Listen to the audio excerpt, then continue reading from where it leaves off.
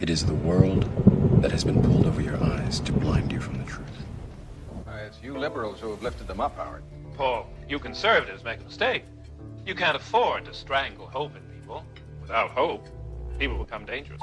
No, Howard. You liberals have let them invade our society. You give them jobs, political jobs. Paul, you missed the point. It's only the smart ones we move up. That makes it even worse. No, we have to move them up. If we leave a smart one in the ghetto, he might develop into a leader against us. But if we raise him up into white society, we neutralize him. It really boils down to our ability to accept. We don't need pessimism. What he means by pessimism is resistance. And that's what COINTELPRO was all about, stopping the resistance. I know you're out there. I can feel you now. I know that you're afraid. You're afraid of us. You're afraid of change. We hide it in plain sight. One of Plato's greatest works was the allegory of the cave. I feel in order to understand the political matrix, we need only to look into this allegory. We first have to open our minds to the possibility everything is not as it seems. That things we've always known to be truth may be lies. For if we can't perceive the lies we've ingested, we can't see the bars on our mental conditioning. For that is how you walk out of the cave and see the political matrix.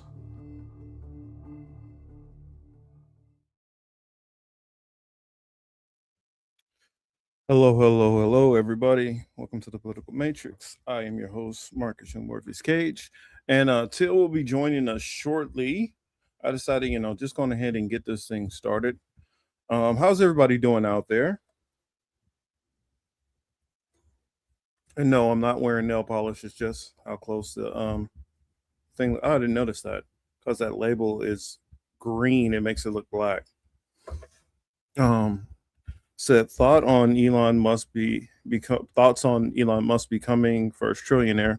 Well, it just shows the massive level of corruption and greed that we have in our system, that any single man could even become a billionaire. It should be, unfathomable. And the fact that he is a billionaire shows that maybe, I don't know if what people do it for at that level. Is it just to be able to say that you're the first to do it? Because what do you need with $1 trillion? Like, I just can't understand how your mentality doesn't say, you know what? I know there's all these people who are out there suffering. I know there's all these people out here hungry. I literally could take the amount of money that I might spend on, a dinner and literally transform a person's life. But I don't care about that. That's why it blows my mind when I hear him on podcasts talking about this benevolent billionaires and this like virtuoso future that he has planned out. It's like, dude, we don't have the power to push back against you in any like meaningful way. So why even get out here and gaslight and lie? That's just kind of my thing more, which I've sorry if this runs me off into a tangent before I even gotten the show started, but just a frustration with so many things that I've been seeing in the world. And I guess that's going to lead on to on my original channel that's kind of become a dead channel. I'm going to start doing reaction videos. Some of the videos I typically do, it's a little bit more work doing original content. And with a lot of stuff that I've had kind of going on and, stuff that I'm dealing with in my personal life, I haven't had the time to really get into like creating some of the original content, which I would like to, because some of it's time consuming, and I'm a little bit of a perfectionist sometimes on things. So I'll put forth all this effort and get the video to how I like it. But sometimes it might, maybe at that time it didn't get out fast enough, so it doesn't get the craze or catch the algorithm. And honestly, I feel like with all the things that have been kind of going on with TikTok, it's pushed a lot more of the content creators to be spread over more platforms. So I feel there are more voices out there saying some of the things I would say on some of these things. So I haven't felt the need to comment on as much, even though I do definitely have my thoughts. But I don't know. I'm my goal is to get back to definitely doing more content. Um, very very soon. But yeah, as far as my final thoughts on Elon becoming a trillionaire, it's just for what? Like, what do you need? And I don't believe he's the first trillionaire. I believe he's just the first trillionaire who's out in front of us, who we know of as a trillionaire. That's the only thing that I think. I don't think that any way, shape, or form he is the first and only one. Um, Now he may possibly be the first single individual, but I definitely know there are already trillionaire families. That's well known. Um, but it's kind of it's kind of weird. I mean, growing up, and sorry, I'm just gonna kind of speak my mind for a moment. But growing up, I always looked at like stuff like the Jetsons and stuff and thought, man, it would be amazing to have a future like that. Until I realized the level of greed and corruption that we have in our society, and we could never get there because we don't have people who are benevolent at the top. And when I mean top, I'm talking about more financial and who control power, levers of power. These people don't think in a means of what can I do to better people. It's what can I do to better myself, my progeny. What can I do to take care of my little part of the yard? And a scarcity mentality. Even though these people have more money than they could ever think of, they have more resources than they could ever think of. They live in this mindset that everything they have can be gone at any moment. So they don't have any inclination to try to help or share or better anyone around them. And then they typically raise these narcissistic kind of like evil mentality of people who just look at the rest of society as users and takers and not deserving, and these people are lazy. And so even though they have the means to, I mean, I just imagine like what would the world be like if we actually had a benevolent person who came across $1 trillion, like could just walk out there and say, you know what, this kid right here I see in this small village in Cambodia who is building a radio by scrap pieces that they put together. How brilliant is this kid? Why not throw some money behind them? And I saw somebody in there, Phony Stark, like yeah, like a Tony Stark from Iron Man, who actually gave a shit about people. I saw something some video somewhere where this kid, it took old Amazon boxes and made a whole like gun collection, like replica, of course, but replicas of some of his favorite, guns as toys, of course. Not a functioning actual real gun, but just as a toy, as a replica. And just the level of skill and talent it takes to do something like that out of cardboard, just the beauty to be able to create something out of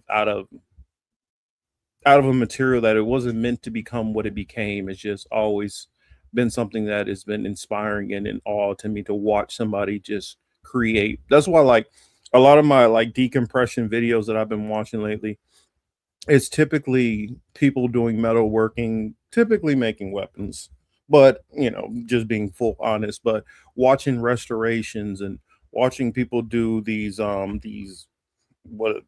tables made out of epoxy and stuff like that, with tropical islands and stuff in the tables and all kind of cool stuff like that.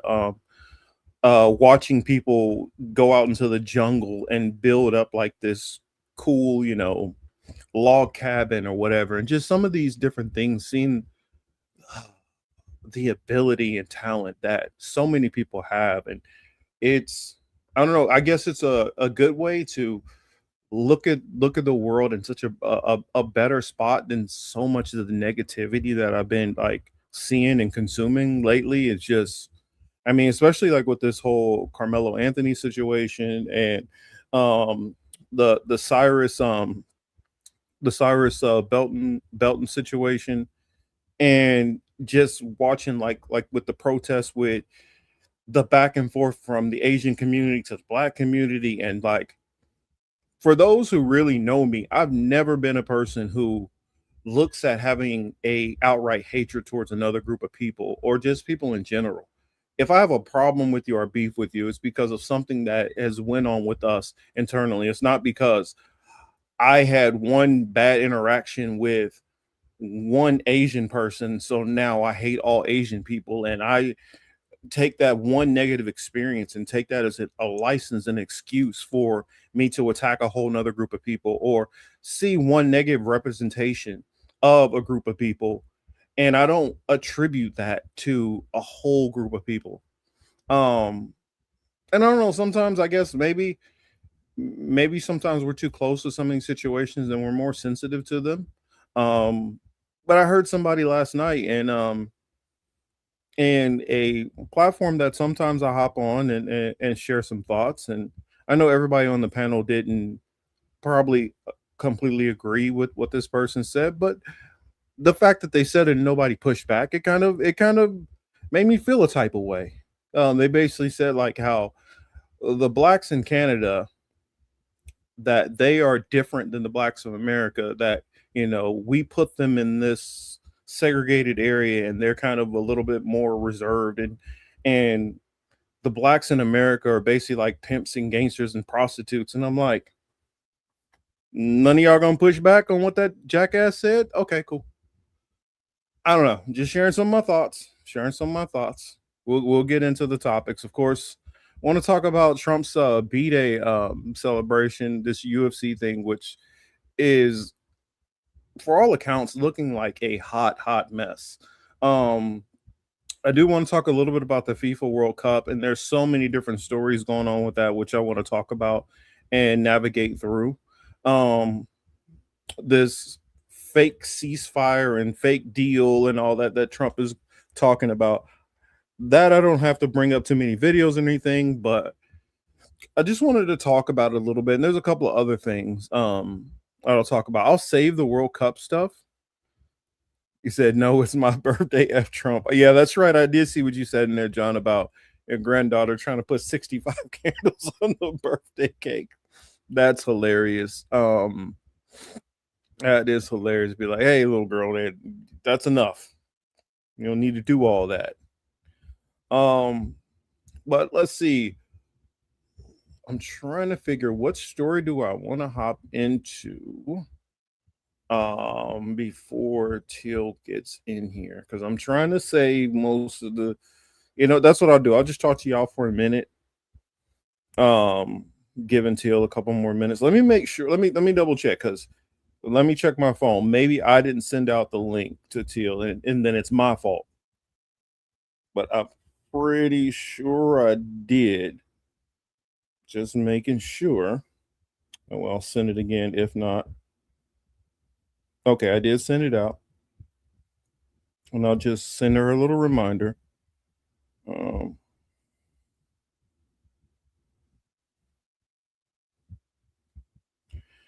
Okay. So yeah, I sent her that. And oh yeah, let me do a little shout out to everybody. Of course, I saw Jackie's in the building, which I'm not sure if she's in here or not. I saw she was going to head to bed, and then I saw her sneak back into the chat. So, Jackie, if you're there, hello. I'm glad to see you. Core Lord is in the building. John Kemper's in the building. Oh, she said, "Ooh, it's hailing." Where she's at? Sorry to hear that. Chamonique is here. Glad to see you also. And I saw somebody else. Deep State. And I think I hit everybody that I saw. Happy birthday. Glad to see glad to have you here. And glad to see we're all making it to another one. Everybody knows that life is precious, so we never know. And so enjoy each day the best you can. That's why don't be surprised. I'll go ahead and put this out there. Don't be surprised if y'all see me, I don't know when, but at least in the next few years, I plan to be out of the United States. That is my goal. Hopefully I find some way to work remote and live in another country, and I could do more content and many other things and get off this hamster wheel in America. That would be my goal. Jamonique said, "Did you see the guy who scored for Mexico is a black Colombian?" Interesting. One of the captains on the Mexican baseball team was a black Cubano. So I don't know. It's kind of interesting. Oh, it's kind of funny. Speaking of like Mexico and World Cup, I I saw what was it? The Koreans are like having a ball down there, or South Koreans. They are loving it. They're getting like it seems like they're getting probably some of the best hospitality in any country that they've been to, and so they are having a good time. It looks like the Mexican people are welcoming them in, showing them a good time, drinking with them. I saw like just oh, that's right. I said I wasn't going to go into the World Cup too much, so I'll tiptoe back out. Jackie is here. Said, "Yeah, I'm still here." Marcus tried to go to sleep, but wasn't able to. Waiting for some repair people to come around, make my ceiling safe because it's about to collapse. Ooh, Lord! Oh goodness! Well, prayers to you. Hopefully that gets resolved. Um, the Iranians too. Yeah, I'm gonna save the World Cup talk. I guess I'll do an. I guess I'll respond to a couple of things that I wanted to say as far as the boycotts that are going on with the whole after the whole Cyrus Carmack Belton um death. My thoughts on that one is for the protests, and I honestly would extend that out that for Black Americans. I would extend that protest out to most people. If you even get a hint that anybody feels some type of way about you, stop going to their stores in general. Um, I kind of without boycotting Asian businesses in general, outside of getting some Chinese food or like some Mongolian food or something, I don't really do that much shopping, particularly with Asian businesses like that. So that's not a thing that I really engage with. So saying, "Hey, boycott," that's not hard. Okay, I'll stop eating Chinese food for a couple of weeks, whatever. I mean, or I'll figure out how to whatever dishes I like on my own. But I don't know. I'm seeing the back and forth from the Asian community. Some of them are getting out there and showing solidarity and saying, you know what, hey, if you need to boycott my people, go on ahead and boycott them because they own some BS. And then some of them not wanting to say nothing in the chats, but they're hopping in people's DMs and telling them, hey, take down that video. No, no, no. We're not taking down the video. How about you address the racism going on in your community, or you speak out heavily against it so you don't get dragged down with it? Because that's one of the things which behind the scenes, I was having a conversation with a Orthodox rabbi a couple of years ago. And I haven't talked to him in a while, but we used to kind of go back and forth in the chat and especially speak theology and stuff. And outside of theology, I was like, yo, man, why is it that you from your perspective, you say that there are a lot of Jewish people who are not for a lot of this BS that's going on? And when I'm talking about the war, I'm talking about Gaza and all that. And I was asking him that, oh, sound check, are you there too? Guess she's still having trouble with her sound. I'll just keep going, and then just whenever you're good, hop in and let me know too. But anyway, I was like, so if you're not on the same shit as the rest of your people, why don't you speak up?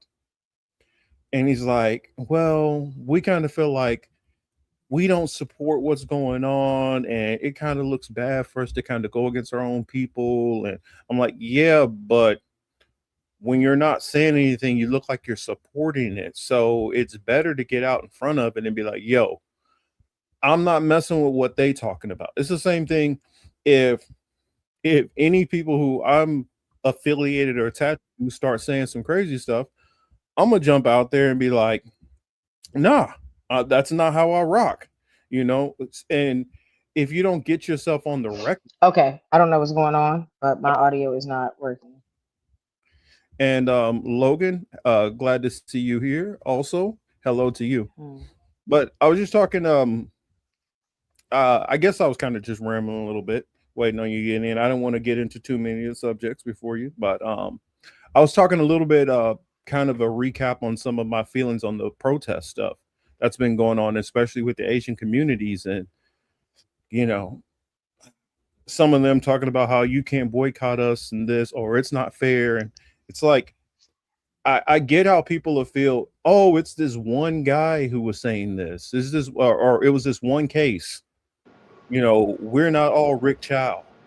Yeah, but I grew up with plenty of disrespect coming from the Asian community, and so it's kind of been a pervasive problem.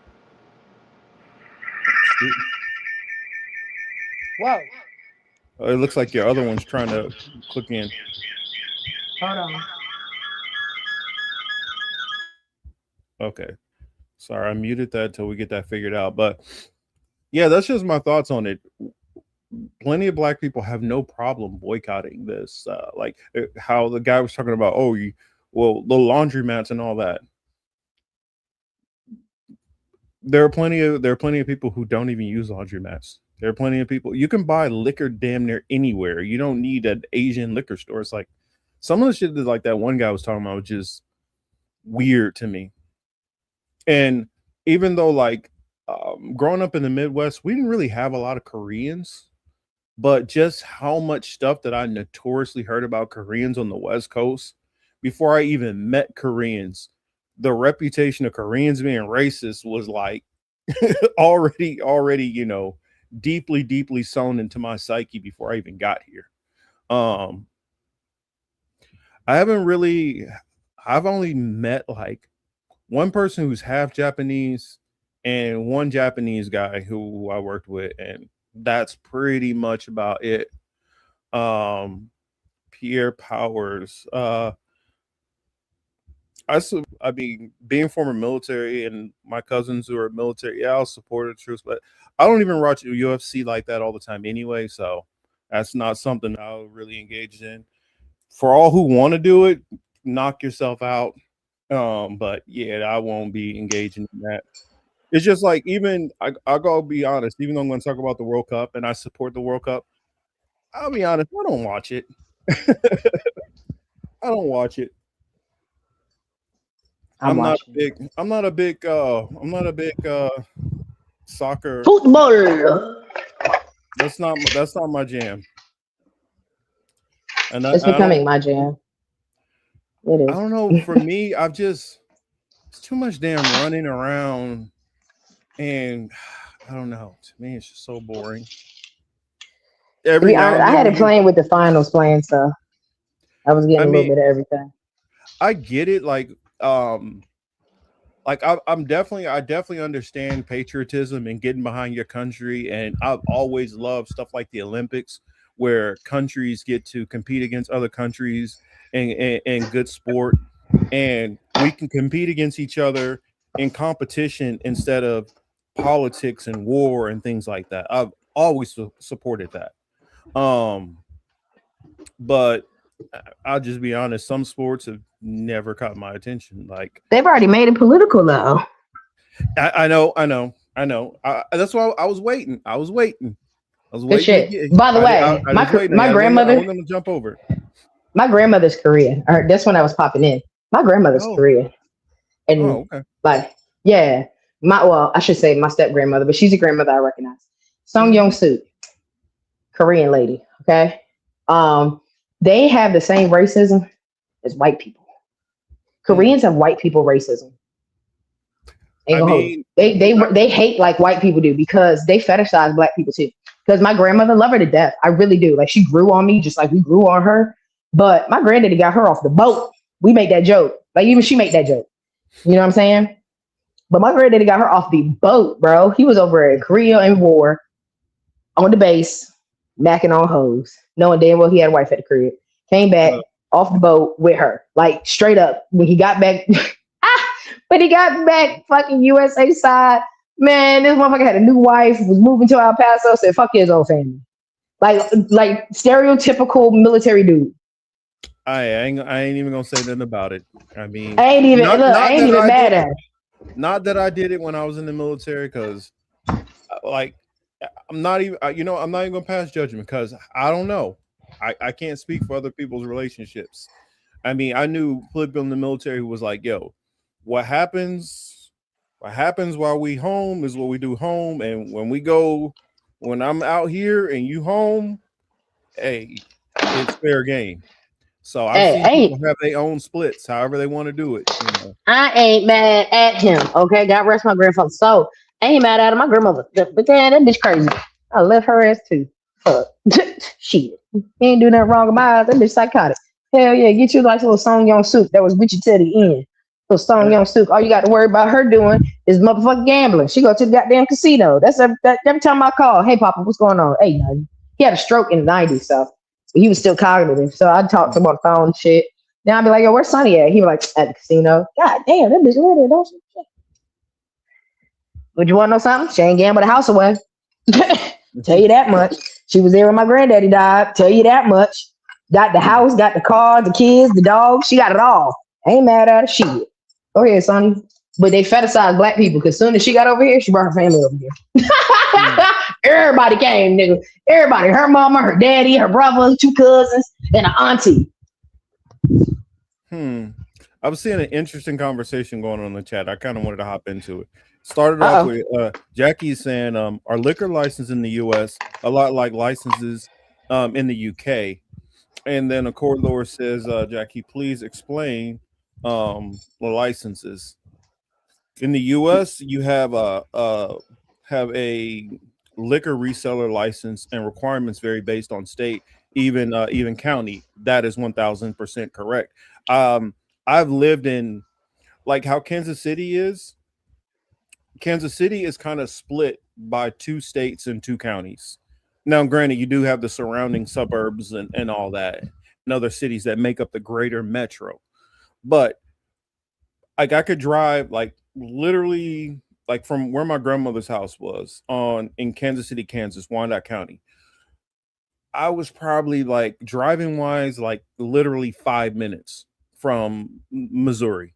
5 minutes, boom, you could be in a store buying liquor there.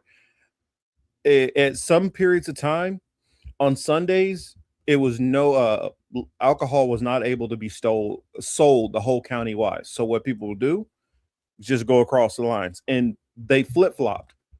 At certain time, Jackson County wasn't allowed to sell alcohol on Sunday, and then Kansas, Wyandotte County was selling alcohol on a Sunday.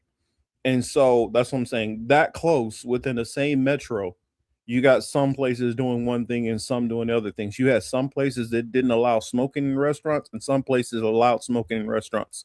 And then, like, when I lived in Jacksonville, there are no individual like liquor stores. Like you can go to Walmart in most places. Well, no, you do have the side by side Walmarts, but you have I can't remember what, ABC Liquor, which that's Virginia. Virginia got that. Yeah. It's a state conglomerate. And so this place is like basically kind of controlled by the state. Yep. And so it's not like a typical liquor store that you would have in most other places. Whereas out here in California, you got liquor stores that tend to be owned by, certain nationalities of people. Just like when I was in one area, all the hotels were basically owned by Indian people. Exactly. It was the Patals. Indian people. and like, or the Guptas. A lot of the corner gas stations were owned by Koreans, which my 7-Eleven across from me is actually owned by Arab. And the laundromat is owned by Arab. My corner store is an Arab owned family. But that's the thing out here in California. We couldn't have liquor on Sunday, but we couldn't have liquor on Sunday at all. In Virginia for the longest. It wasn't until after COVID where you could get liquor on Sunday, or a little bit before COVID where you could buy liquor on Sundays. But the ABC store don't open till noon. Mm-hmm. But because we're a that's kind Bible of Belt. a Bible. That's what I was gonna say, Bible Belt thing. And the Bible Belt, Mm-hmm. for people who don't understand, the Bible Belt actually wraps across the South and most of the Midwest. And honestly, the Bible Belt actually wraps into certain parts of what would be like the mountain areas like Montana and Wyoming, South Dakota, and all that. They actually fall up under the Bible Belt too, even though like it's not like a straight belt. It's kind of like I don't know. It's interesting, but yeah, different states are very different. Just like in California, you might have like depending on where you are, you might have a lot of the liquor stores that might be owned by by a Latino, or you might have some which are owned by Black people. And so it's not like I don't know when I hear these people go into well, you want to boycott this, then you're gonna no. Every place is not uniform. Yeah, a lot of Utah's dry counties, no alcohol at all. Yeah, because that's controlled by Mormons. Marcus, we have Bevmo here. Oh, so Bevmo is like an ABC. I have seen Bevmos, but I didn't realize it was the same concept. Like I'm trying to think in Jacksonville, I don't even think you can have like a separate liquor store. I think it's only ABC or like Costco. Trying to remember how that works because I don't really remember independent liquor stores. And like when I was in Kansas City, like most of the liquor stores were owned by Black and white people. So it wasn't even like a Asian liquor store, Korean thing that you. So that's what I'm saying. America's so big that it all depends on the region and where you live, depending on how things go. And actually, if it's not even like it can be so different within the same state. Like there's stuff that goes on in Southern California that's very different than the Bay Area, or almost right on the borders to Oregon. So it just kind of all depends on where you are because it can be so different in so many different parts of the US. Says Marcus, all the nail salons here are Vietnamese. I want to open a nail salon, but they got a monopoly. I guarantee you right now would be the time, Dominique, if you want to get in on that and start trying to push against it. I guarantee you, if you put yourself out there as Latino owned, I think that there's a market for it right now, especially with how a lot of the the Asians in general are really getting kind of exposed for some of their racism in their community. So I would say if there's a chance, now would be the time to go for it. And I'm pretty sure that there are plenty of people around which would help you, especially on social media. Now is the time to go after it. I completely support anybody trying to better themselves and get into the entrepreneurial business, especially like the area where I live in. There's so much stuff that's Latino owned and controlled, and whether that be a family business or whatever. And I'm talking about, you see people who their parents might have gotten to this country, or they even came to this country at like 4 or 5 years old, didn't speak a lick of English, learned English, got their degrees, got their licenses, and now they're like multimillionaires. So there is the ability. I'm not gonna say it's easy, definitely not. And I'm pretty sure some of those people had avenues to kind of help them, but hey, don't sell yourself short. Try if you have that belief in view.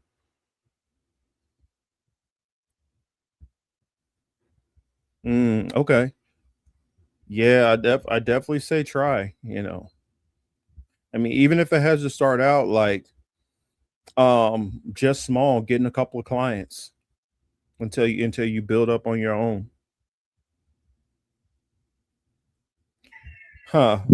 John says, I've never seen a Black owned nail or hair shop in the hood. That's disconcerting.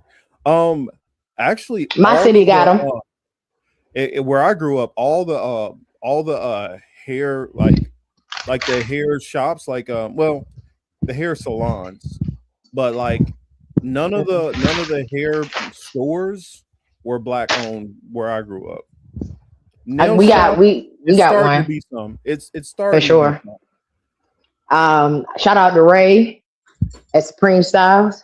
He's been our black owned hair store and men's clothing store and like hood clothing. You get a shirt screen pressed off the money. Like he been open since I was a teenager. I think I was 15. So he been open at least 20 years. Shout out to Ray.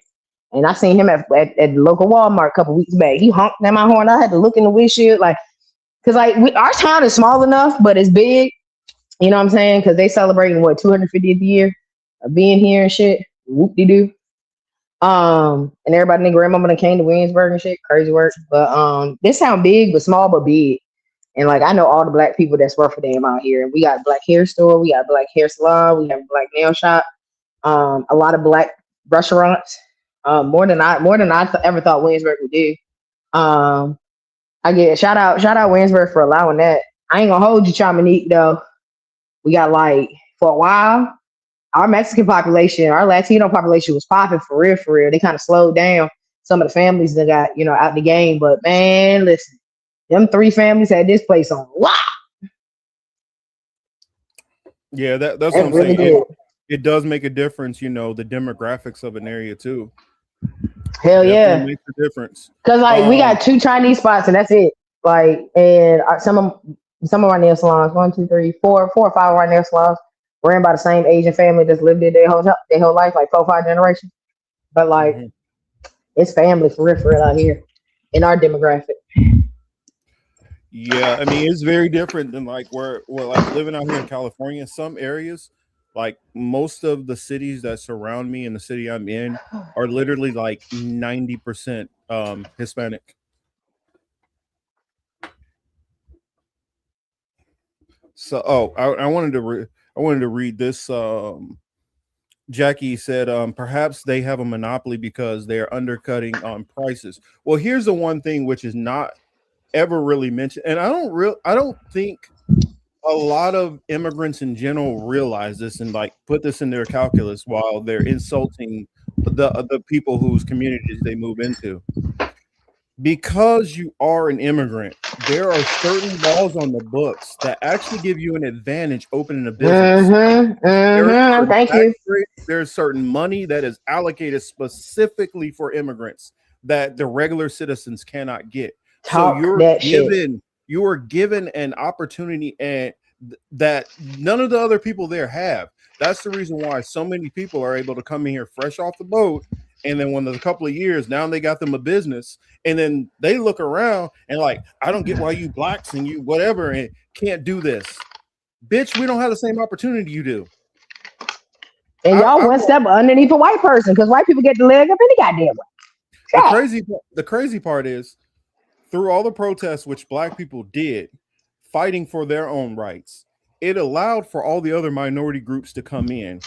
For those minority groups to come in and because of white racism be pushed in to the black neighborhoods because of the segregation and then be given business loans to be able to open up business in those said cities for you to turn around and insult the people who are your customers and clientele, insult the people who white people made you go live by, and insult the people who actually made it a pathway for you to come into this place in the first place. Most of these people don't even realize their whole prosperity, the whole reason why they're able to come into this country and be prosperous and act as pompous as they act is because of the blood and sweat and tears that black people did in the first place. So it's so ironic to see these very people, after they'd made a little bit of money off the black community, turn around and then look at us sideways. I don't know. It's mind-boggling to me. I can believe it, Chamonique, because like I said, I've seen black people who have a complete business plan together. They'll go into the bank. They put up this amount of money. I got this to set up for that. I want to do my business here, and then run into all this red tape. just for that property to be bought up by somebody else, more than likely somebody who is either an immigrant or a child of an immigrant, and then get that opportunity and open up that business. And that's one of the things which I said, yo, I'm in support. I'm one of those people, which I know it's not popular right now to say that I'm definitely in support of the whole black and brown unity and building up, all people of color. But what happens, at a detriment that kind of hurts our community, is many of the immigrants who will come into this country, especially Asian and Latino, come in and worry about only prioritizing and helping Asians and Latinos, and then screw over the black community and stuff who are living in these areas, whose neighborhoods who they move into.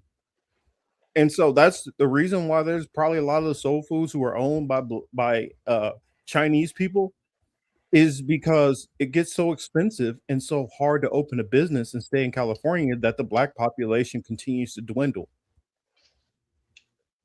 I don't know. It living out here and seeing everything firsthand is so disheartening. Seeing how this whole thing kind of works, so messed up. Hey, what's up, old man Barker? Chris H in the building. What up, Chris? What up, Michael? Mojilo's in the building also.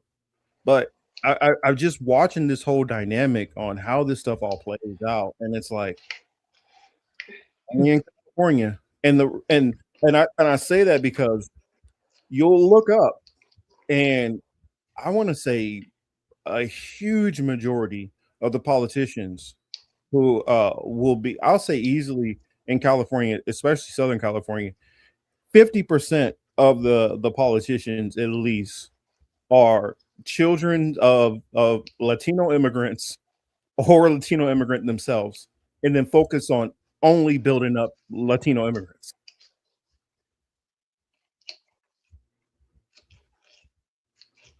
Kind of sound like another group of people we know. I'm just like, I mean, I'm not trying to be. I'm just saying how I see that it is.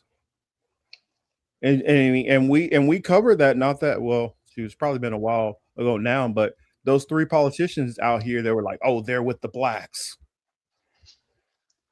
showing that secretly those politicians, when we're trying to have this unity, are still trying to separate off and only worry about taking care of brown. And it's so frustrating because it's like, yo, black people ain't over here getting in power trying to make sure we screw over the browns. We not on that. But for some reason, Latins for Trump. It has to come at us. It has to come at us. It has to come at us from this direction. And then at the same time, while we're thinking, oh, well, maybe we'll have some solidarity from the brown community because we're going through the same thing. We're dealing with the same struggles, the same kind of racism. We're me fighting no black, over me here. Dominican. No, me no black, me Dominican. Y'all be pulling that card quick. Me no black. Yeah, but I'm saying you don't really have that problem out here in California. Ain't no Dominicans in California. No, but that's the card they pull though. Regardless, they pull that Latin card like that's a step up. That's what I'm saying, because that's what Haitians deal with all the time. They were so quick. Y'all share a fucking island. Y'all are across the fucking street, and y'all will say, "Oh no, me no black, me no Dominican." Y'all quick to be like, "Oh no, Mexican pride all day." I lived on the West Coast. I lived on the West Coast for 3 years. Yeah, but that's more of an East Coast thing. Like what I was talking about is more on the West Coast, because as far as like any, like most of the black that you have out here, if they're not like Black American, they're Nigerian, Ethiopian, like the Afro Latino is like very, very, very minuscule group out here.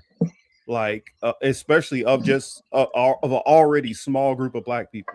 But I'm saying on the other side of it, having that problem with the Latino community, you got the Asians over here who are doing the same thing. And so you're getting pressed on by both sides. And the craziest part about it, when I hear white people, you know who white people have a problem with and dislike the most? Excellent. Yes, exactly. They hate the Mexicans. I told you I lived on. I told you I lived on the West Coast. And I shout out to the Pacific Islanders. I know y'all are like Asian too, but y'all are like the black Asians, and y'all down with the niggas on the West Coast. At least the ones that I met in Vegas. Shout out to the Pacific Islanders. Shout out to Oh yeah, Rock. they're heavy out here too. But Okay. honestly, the crazy part about it is the Pacific Islanders are the only ones who really bang and help with the black community. Yes, they do. That's why I had to shout them out. I had to shout out the Pacific Islanders. Shout out the Rock. Shout out the Usos and shit. Cause y'all think y'all black damn near. Y'all down with the cause. The Filipinos too. Yeah, They be down with the cause. They be like, nah, fuck that. That's the crazy part. I got on the East Coast. I would agree with that, and in the Midwest, Filipinos on the East Coast and Midwest, I definitely agree. But on the West Coast, I don't know. Lord, y'all, case by case. Jesus. They be acting like the Nigerians. Lord. I mean, well, there are Cubans out here, but of the Latino population, which is in the millions, the Cubans, I'm telling you, at best, is what, like 2%. I mean, it is not percentage wise. There's not enough Cubans out here to even really factor them into the whole Latino discussion. The majority of the Latinos out here, after Mexicans, is Guatemalans, and El Salvadorians, and probably I would say Colombians. And then the other groups are all the way down, like these little tiny numbers. Or they're a mixture, Mexican and this, Mexican and that, Mexican and that. He says, so what's up with South Africa? Did you guys hear about? I don't know. I don't even know about that. I can't read it. What are you saying? He said about South Africa. Did you guys hear about them having troubles with Nigerians? It don't surprise me. You got two. What I've seen is you got two types of Nigerians. Two types. If you didn't know, Marcus doesn't like Nigerians, y'all. I don't know. If I don't like me and Kanye to apple juice, Nigerians to Marcus. Okay, if y'all can do that math equation, y'all got it. Because baby, I'm not saying that I don't like. He don't like them. He don't like them. I'll tell y'all. He ain't got to tell you. I'll tell you. He don't like Nigerians. Them motherfuckers. No, they put a bad taste in his mouth. Man, I just ran into so many that. Told you they put a bad taste in his mouth. He'd be like, man, fuck them motherfuckers. Dude, yeah. I would far the rest of Africa. Well, except for I don't want to mess with the North Africans, but Ghana, Ghana, Chad, Ethiopia, Eritrea, South Africa, Congo. I'm cool with all the rest. It's just, man, I'd be like, Nigerian, like, what the fuck is wrong with these people? He hate him. Excuse me. He don't hate him. He really don't like him. No, the problem is they hate us. And he don't like them back. Hey, you put that energy out to me, I'm gonna give you that energy right back. That's how I see it. You put that energy out to me, you're gonna get it right back. And Nigerians do not. They talk the most shit on black people than anybody. As black people, crazy, crazy as the word.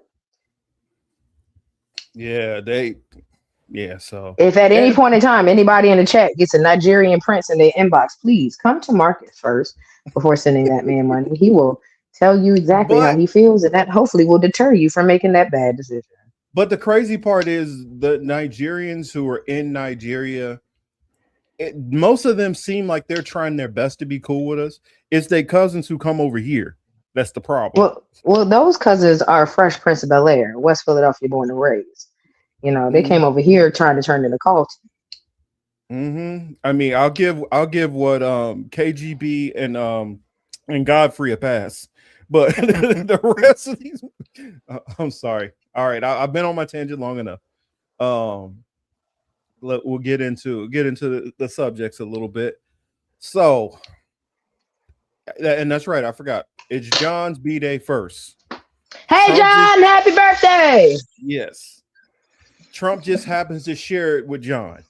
So we giving credit to John first over Trump. But it looks like things are not going as planned for Trump. He pooped on himself again from what I heard Did word you in the street. did you hear it's supposed to rain? It's like raining out. Oh, it's hailing, bro. I don't live that far from DC. It's fucking hailing. That's why my shit keeps going in and out. It's fucking hailing here. What you talking about? God is like, fuck your party, bitch. God don't like ugly, you know. He's adamant about that. I know that for a fact. That man does not like ugly, and so he made it storm and it didn't storm all day. It didn't storm until like 2 hours ago. It started 3 hours ago. I got to show you this. I saw this just scrolling right before the show, and this is one of the guys who's supposed to be fighting on Trump's card. Oh, I was like, what the hell did I just see? Let's go back up here. Okay.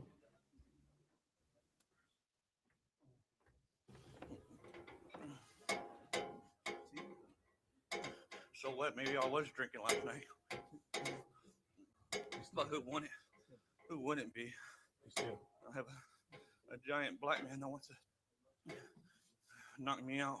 He has the most knockouts in UFC history. Be still, Josh.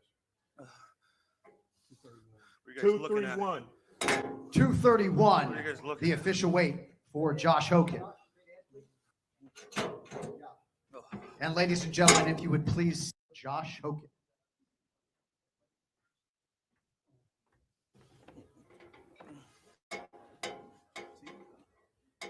So what? Maybe I was drinking last night.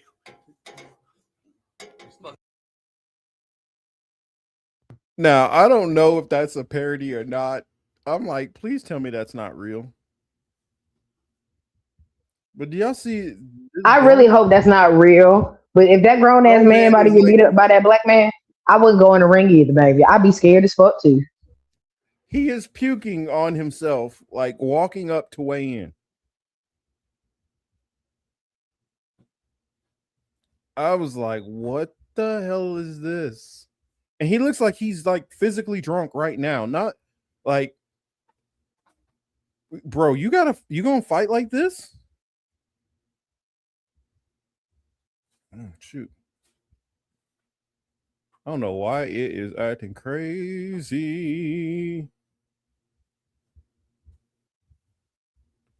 Acting crazy.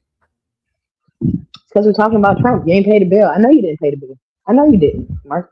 I know you didn't pay the bill. I know you didn't. You ain't got to tell me. Oh, I forgot. I know you forgot to pay the bill. FBI agent on our ass. We out here talking about Trump's first contender out here puking on himself at the goddamn weigh-in. Goddamn, bro. My thing is jumping all over the place, like messing with X. Which that's the reason why I was like, let me hurry up and click it off my screen, because you don't know what you'll see. What'll pop up. I was watching one video about giraffes, and next thing you know, somebody walked up and got shot in the face. I'm like, whoa. That's right. I don't know who all's on X still, but you don't know what the hell you'll have popping up next. And so it can be dangerous having X just, on the screen for a live stream. I mean, I love animal videos. And so I was watching animal videos, and I'm like, yo, I don't want to watch little animals get murdered and stuff. And it was a video of a coyote like eating somebody's cat. I'm like, whoa, what the how does that get in the feed of watching cute puppy videos? Lord. Watching somebody punt a puppy off the side of a mountain. Speaking of, did you see that video? That girl that got thrown off the mountain in Brazil? Crazy word. Crazy. Which I don't know. Maybe it conflated, because I do watch a lot of fight videos on X. Well, obviously, your algorithm has correlated the fact that if Marcus likes watching humans get beat up, he must obviously like animals being tortured, because he likes funny videos of baby dogs and puppies and shit. So obviously, we're gonna put that together. AI. He wants to see a pumpkin get punched in the face. That's what he wants to see right now. Boom. Yeah. UFC fight. Cute dog. Put it together. Cute dog getting punched in the face. like no, don't combine that. Uncombine that. Stop. No, don't do that. I don't know, but yeah, my probably algorithm is probably insane. Well, actually, the way the algorithm is going now, especially like on YouTube, you watch 2 videos of a similar thing, and now you get bombarded with the same videos now. I mean, it's ridiculous. Check me out. So I don't know if y'all know this. This is a personal story. We're gonna get on the real topics in a second. Sorry, we sidebar, but this is a personal story. So I have a fear of statues. Okay, I think I might have brought it up before in the past, but let's refresh it. I have a fear of statues. Terrified of fucking statues. They are terrifying to me. Okay, hate statues. All right. Also, can't fucking swim. Okay, cannot swim. Soon as the water is in my chest and my feet don't touch, I'm out. Okay, wave pools, suck my dick. Real pools, suck my dick. The ocean, ha! No. Okay, I have been trying my best to get over some of my fears lately. Cause I ain't no bitch. You feel me? So I, every once in a blue moon, get to talking to my boo thing, who also has a fear of statues in open water. Okay, he can swim, but he has statues over water. I show him one time what my biggest fear is: statues underneath the ocean. Them big ass statues, shit like that. Oh my God, that is fuel and gasoline to my nightmares, y'all. Okay, I show this motherfucker one video. And for the last 2 months, okay, this bitch will send me AI videos of huge ass Achilles, Hercules head ass busts halfway in deep ass water. And the viewpoint of it, because you know they show you a little preview, the viewpoint is first person. This bitch slipped off the motherfucking staircase into the goddamn water with the statue head. Nigga, I about threw up. I about threw up opening my YouTube. I was terrified. The background is red. The fucking statue's eyes is red. Oh, fuck no. And then it goes, and in 15 minutes, it's going to be a Buddha statue, big as fuck, halfway through water, and it's going to start growing. And the fucking water is still deep as hell, but the fucking statue starts rising. Oh, my God. I don't even like my YouTube right now. I turned it on to FIFA immediately. Well, I know there's a video that you definitely don't want to see that Tony Baker was talking about the other day about the swimmers.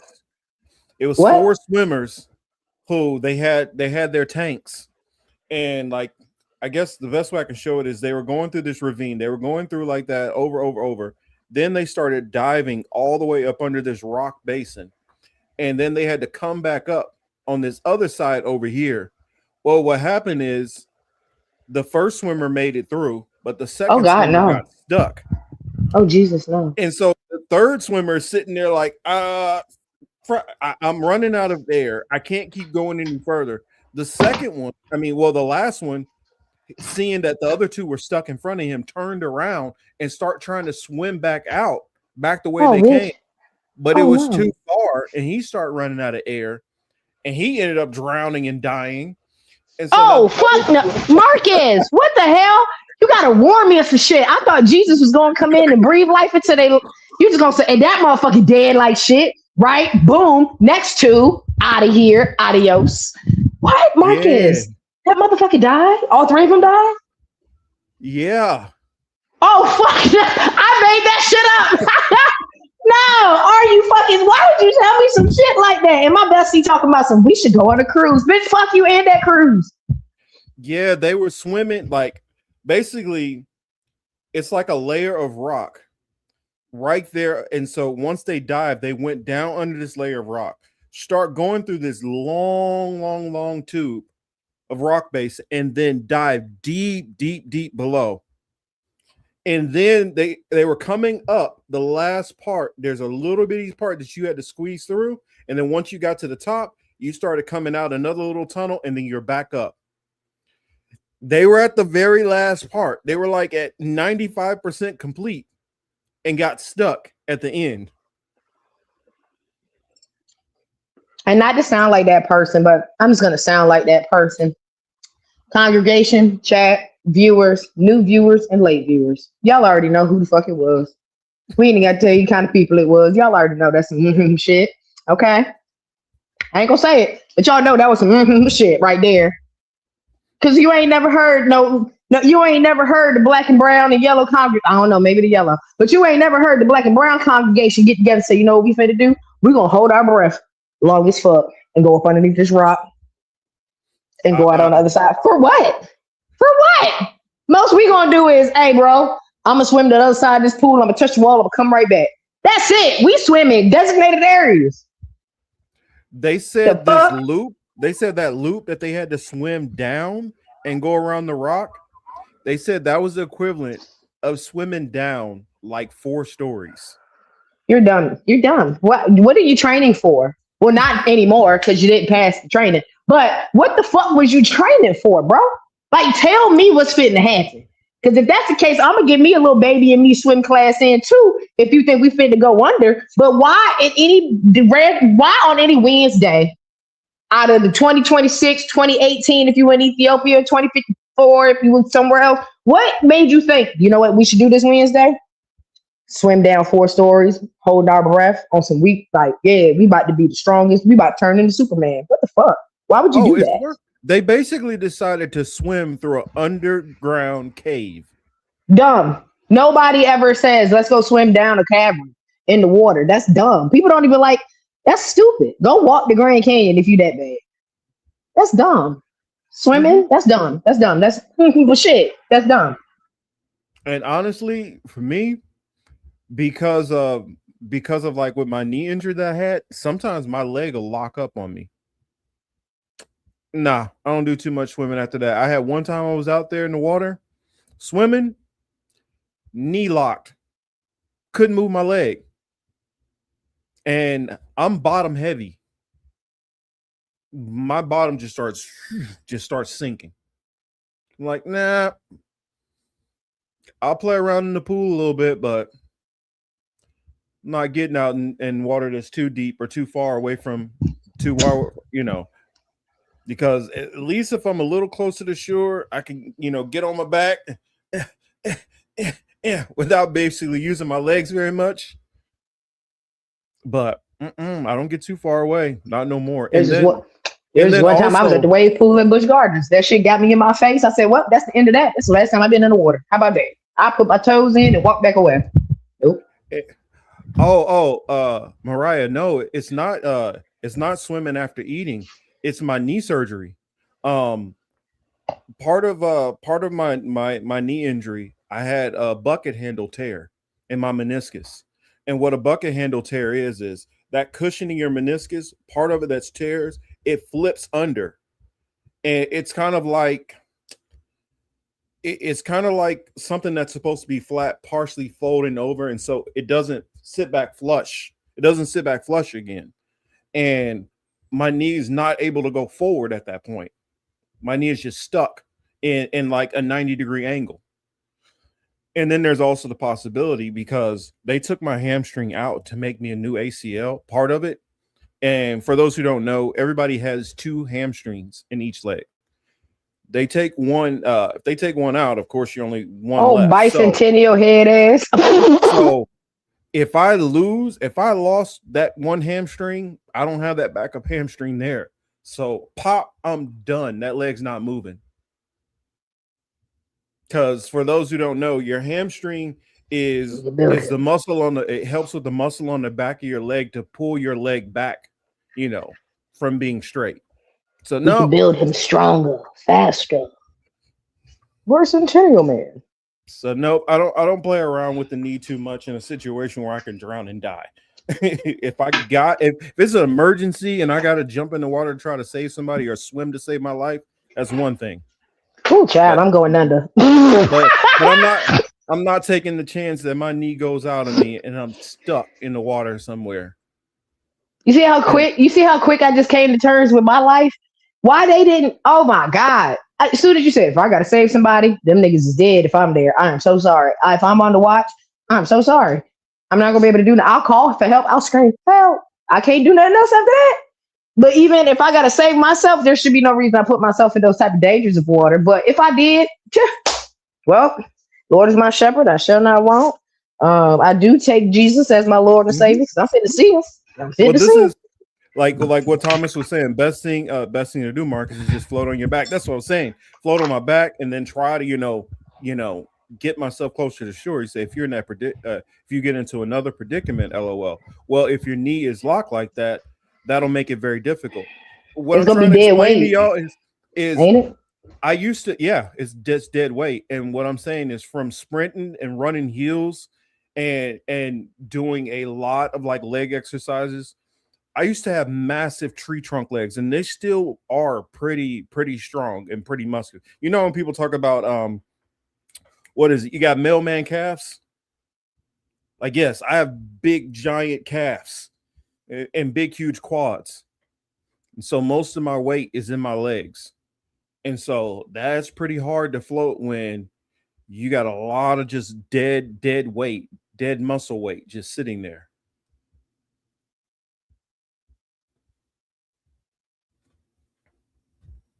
So yes, so sorry we went on our our crazy stories and talked about stuff that y'all know y'all don't care about, but glad y'all entertained us. Glad y'all cared to hear our entertaining talk. But I mean, I guess the Trump UFC thing is what it is. It's a hot mess that I'm glad it's not going well.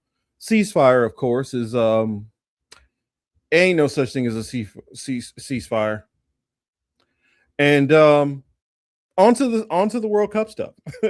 So here, and I got a video. I mean, not a video, but I got a story that I think would be best for us to kick it off with. Pun intended.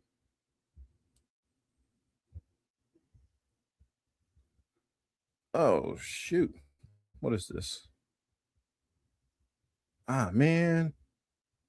Of course it would want me to continue on. Damn it. You know what? Screw it. I'll just do it.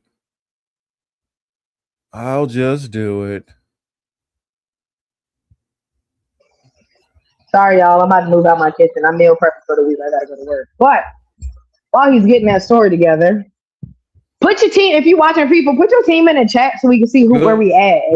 And better not be no Argentina either. Better not be no damn Argentina. You put Argentina in the chat, we're gonna kick you out the chat. Yes. Not fun. Not fun to the Argentinians. Thank you, Marcus. See, boom. Him, Nigerians, and Argentinians. See how they kind of sound the same too to him? Probably got all the same letters. You feel me? He don't like neither one of them. Okay. Huh. I'm sorry, Till. I can't bring it up. It wants to charge me a free trial, and I am not doing that because I won't remember it. But it was a story that you had about the I wonder if I pulled it up on my phone if it can still come If up. you probably get it on Instagram, you probably be able to just type in what I said and put it on Instagram, pull up Instagram. That'd be free. Which one was it? Was it my story, like Haiti story? Was it your story? Yeah, your Haiti story. Okay, so pretty much this, I'll give y'all the snaps, the clip notes. So if you look at Haiti's kit, a kit is their jersey. Okay, by the way, I am now a soccer guru. Okay, because Haiti is in the mix. Okay, I've learned all the rules. So the kit is the jersey that you have in which you can use for your games. Okay, well, Haiti has had the same jersey all this whole time, and the jersey, the kit itself had the Battle of Versailles on it, but it was like the Battle of Versailles with how can I say it? No faces. There was no faces up there. Nobody's face at all whatsoever. But like they sat here and got mad and was like, y'all can't have that on y'all jersey because it's too political. What do you mean it's too political? What about it is too political? Oh, you can't have the Battle of Versailles, especially if y'all want. I'm not Versailles. Good God. I'm so sorry. The Haitian Revolution. You can't have the Haitian Revolution on your jersey. And so 2 days before they were supposed to get here for the World Cup, they was like, yeah, FIFA was like, yeah, fuck all that. Y'all can't have it. And I'm like, wait a minute. Now, this is the other thing. My thing is, y'all, I get it. It's a national flag, but the national flag also has symbolism for that battle as well, and the flag itself. So I'm a little confused as to how y'all are going to say these matches, which in a sense are political, because if you think about how the Olympics is here, any other sport in which, you know, you're going against another nation, another country, it gets fucking political, bro. I'm just trying to understand how all of a sudden Haiti's getting picked on. Now, Haiti hasn't been in the World Cup in 54 years. Now, this is where I'm getting my little woo shit. The Knicks just won the fucking finals after 53 years. Here it is, Haiti not coming back after 53 years. Okay, both of these teams have like not been into like their final whatever in the last 50 some odd years. But I just noticed that when it comes to Haiti, if they're not depicted as these impoverished little babies that need help all the time, y'all don't like it. And Haiti is the first, numero uno. Didn't nobody do it beforehand. These motherfuckers did it because they're the first nation to get free and give independence to all the people that helped them get free in their country, and then proceeded to do island hopping and country hopping and help everybody else get free from the colonizers. So what you mean, FIFA? What you mean they can't show how they started the revolution? Is it because they started the revolution? And now it's getting even nastier because I watched the match, and it was bad because I watched the match and the ref was doing some of the wildest calls ever. And it's not to mention, we find out after the fact that the ref that they put on the Haiti match, which if you know anything about FIFA now or soccer, this particular group is called the Death Group. They called this group the Four Horsemen. Okay? They got some big names in their group, but like the referee that they picked to referee the game got kicked out last year from his own country for making bad calls and throwing games. So I just find it wild that Haiti has some of the most controversy, and they just started playing last night. I'm really confused right now because they just started playing last night, and they have the most controversy. South Africa, Nigeria, Congo, them niggas come in looking like Dapper fucking Dan and shit. You feel me? They get to wear whatever they want to wear. But Haiti always getting picked on. And y'all know, y'all be like, damn, T, how come Haiti always? I don't know. Maybe because they're the first, but I'm very impartial to Haiti because I'm Haitian. But like, the shit is just crazy to me. This shit is just crazy. I didn't hear nothing when it came to Brazil. Them niggas came in just fine. You know what I'm saying? I ain't hear nothing when it came to England. Them motherfuckers came in fine. Like, everybody was cool. Canada, cool. Like, ain't nobody bothering nobody else. Everybody's bothering Haiti. Really got us outshine like the underdog for real. And I don't like that either. Because, like, at the end of the day, come on, man. We here to play just like everybody else. And if you watch that game, that shit was crazy. Because they played their fucking hearts out. They really fucking did. Not getting the calls they needed to get called. Fucking holding down the fort. There were so many times. These motherfuckers literally, Scotland literally had the ball in their hand and it wasn't the fucking goalie. I don't know about y'all, but me, I watch and know enough soccer to the bare minimum. I know you're not supposed to do that. You're supposed to use your motherfucking feet. But you out here touching the ball and you ain't the special nigga in the yellow. Crazy work to me. Did it get called? No, it didn't get called. That referee was doing wild shit. They was throwing shit at this motherfucker when he left the game last night. They were literally throwing their things at him because they already know what time it is. And it doesn't make sense that Haiti has to be the ones that deal with it. I'm very disturbed. I'm very discouraged to see exactly how the rest of this entire fucking FIFA's going to go. But we going to see. We gonna see. Sorry, that's my rant for right now. Besides that, FIFA, the World Cup has been doing real good. Shout out to South Africa putting up front. Shout out to Canada. You know, they was doing their goddamn thuggism. I will not be rooting for America in anything whatsoever. I really want Trump to get his fucking feelings hurt. In all actuality, so you shut the hell up. I'm happy Mexico is doing their thug motherfucking. You feel me? Shout out Viva la Mexico. You feel me? But like, in the words of Issa Rae, I'm rooting for everybody. That's not us, to be honest. At this time, I'm rooting for everybody black and Mexican. I ain't gonna hold you. Mexico, yeah, I really want to see them get some shit just to shut Trump bitch ass up too. I want the underdogs to get it. Every country that Trump had in his motherfucking mouth. I want y'all niggas to win. I want y'all to beat the brakes off these motherfuckers. Real rap. All right, I'm done ranting. I'm sorry. That's my Haiti rant for the week.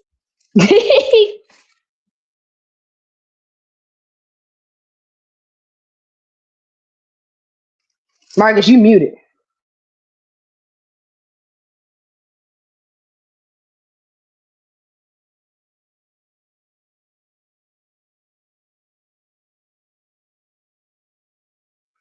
Marcus, you muted if you talking.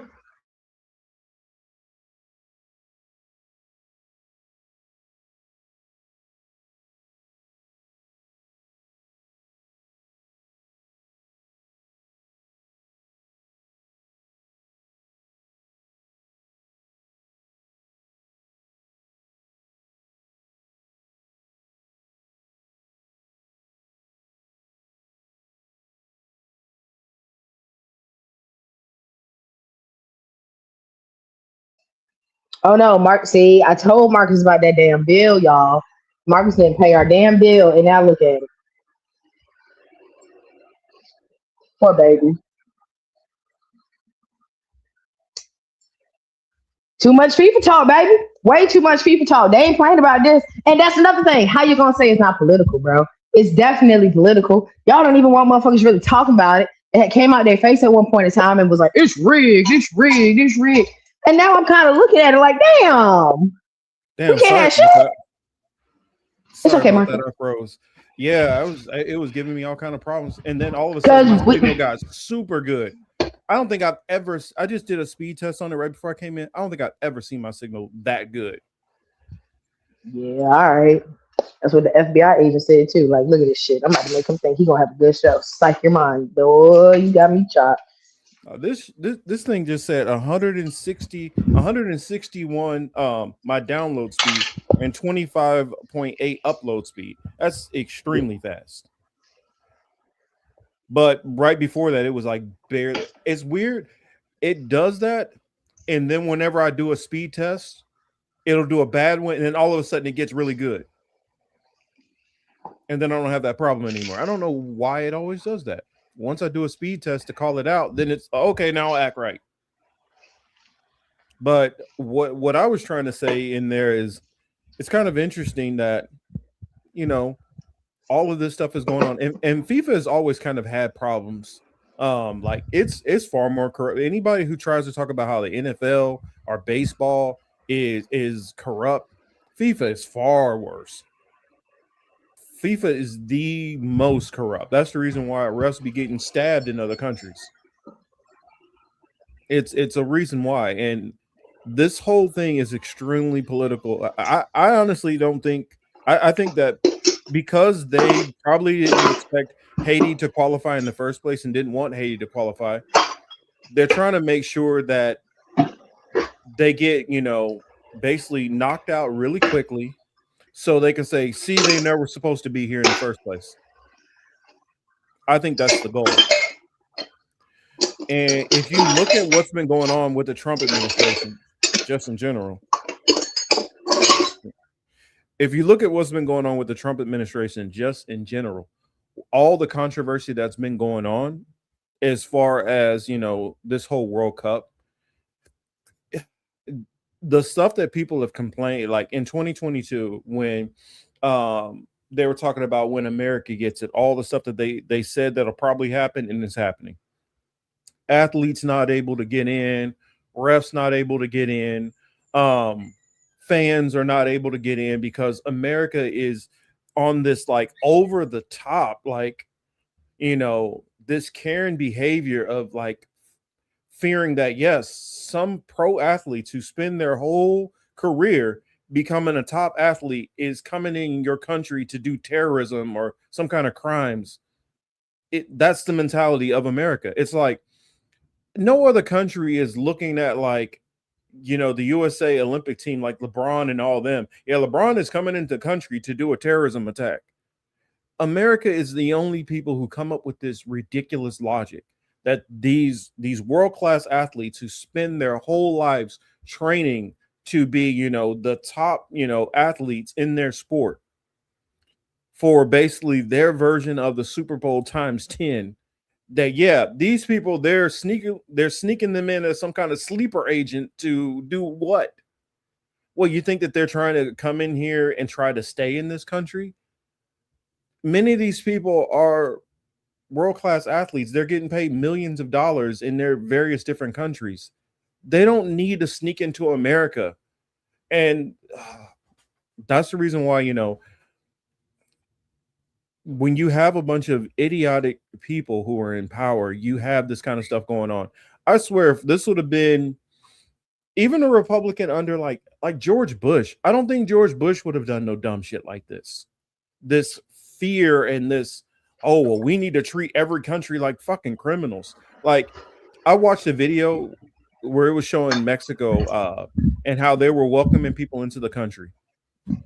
And, they got mariachi bands and all kind of stuff going on. They're celebrating them. They're clapping them up, all kind of stuff. And then you see the contrast to America. We're literally patting everybody down as if like, I don't know, like they're going into like, a White House briefing or something. Like every athlete is coming in being patted down, all their bags and stuff being searched out, athletes being told they can't come in the country, refs being told they can't come in the country. It's like, America, what the fuck is wrong with you people? It's this care and this overly like watching people and overly suspicious behavior that we have towards the whole rest of the world. And we wonder why everybody looks at us fucking sideways all the time. We wonder why everybody has a problem with us, because we act like coming into America is so great that, you know what, we can't even trust people to come in here. And it's like that same kind of energy that America treats all these other countries with is the same kind of care and energy that you have when any kind of minority moves into a somewhat, nice neighborhood. You're not supposed to be here. What are you doing here? It's called racism. Yeah, you're right. You're definitely right about that. But it's like most of these people don't care about your country like that. I'm trying to remember which country it was, but I think it's like Iraq, where like 90% of like the people, they wouldn't allow them to come in. The last couple of like mass shootings or any kind of crazy shit that has went on has been domestic. We have not had any kind of foreign terrorist attack in this country in God knows how long. In which, even if we do probably get one, it's probably gonna be a false flag. But we have not had that. So to treat it as if we need to worry about this threat from outside that's coming for us is just idiotic. I get the military being more on their guard because we go out there and we do things. We create enemies. That's a nice way of saying it. But athletes coming into and if you're gonna be that way, if you know you're gonna be that way, why even have it in this country? Why have it in this fucking country? Oh, maybe because it's playing. All this shit was playing, boo. Well, no, I'm talking about FIFA. If the moment that you saw the energy that Trump was moving on, you should have been like, nope, scratch that. Because it's fucking planned, Marcus. I'm talking like a conspiracy theorist, and I know you hate when I do it, but baby, it was planned. But I don't see what they get out of this plan. That's the part I don't understand. What would be the purpose of it? We're going to keep all of y'all motherfucking soccer players, okay? And all of the cool people that come with soccer playing. We're going to keep all them niggas over here in the country. We're going to violate them. We're going to give out extra charges. We're going to do a whole bunch of weird shit. We're going to make them go to concentration camps y'all ain't even heard of. Alligator Bay, bitch. What's in your pockets? We're going to get your name. We're going to put you on this motherfucking little watch list right here. And in a couple of years, we're going to violate the fuck out you. We're going to have a scandal on your ass. When you came out here, you was raping white bitches. Now we about to extradite you, get you on some free labor in this bitch. But KGB, about to say that you KGB. You'll never be able to show your face again out this motherfucker. What? Iqbal, yup. He was trying to blow up the goddamn FIFA. Look at what's happening right now. There's a group out here trying to claim that they doing the weirdest shit. They hacked the FIFA drones. Iran hacked the FIFA drones the same day that they got a motherfucking goddamn peace treaty. Iran hacked the motherfucking water in California. Oh, really? Oh, it didn't happen until FIFA got over here, this bitch. Yeah, having the same weekend as FIFA. Bro, I could write for Simpsons, bro. Listen to me. Just listen to me. Just listen to me. You ain't put 12 and 12 and get 24? Yeah, but I mean, they can do that other ways. You don't need to bring in thousands of people and get all this money and stuff tied up to do this. We got enough. What you just say though? What I'm saying is we got enough people who are on visas and all that throughout this country. You could just plan it on anybody. And that might happen next. That might be the next part. This might just be phase one. This is Trump we're talking about too, by the way. Yeah, but I'm saying, why would FIFA engage in this if you knew this is what you setting all these people up to go? I was about to say some fucked up shit, Marcus. No, I was about to say some fucked up shit. I was about to say, well, likely, why does Welch's do it? Why is Welch's in it? If that's the case, because I need you to not think oh, FIFA's so insignificant. It's not. No, NFL is insignificant. You get what I'm saying? You can't do this with the NFL, but they started to when they started doing I'm not saying trips over to England. I'm not at all saying FIFA's insignificant. That's the reason. That's my whole point. They don't have to come to the United States. There's so many other places they could be. There's so much other money to be made than to come to the United States. If you know that you're going to bring the players over just for them to have a shitty experience, why would you do it? Why would you bring fans over? Because we don't give a fuck about the players or the fans. We give a fuck about the money it's bringing in. Well, the currency exchange is a motherfucker, bro. This is multiple currencies getting exchanged on top of that. Come on, Marcus. You're not just looking at this in one lens. I know not. No, what I'm saying is FIFA can make this money other places. I get it from America's perspective. The American soccer industry wants to get it over here, and I get the point. They feel like, well, maybe that's the overall point. Maybe they we'll deal with whatever crap we got to deal with. Come on, and all that. Yes, if we could build popularity in the United States,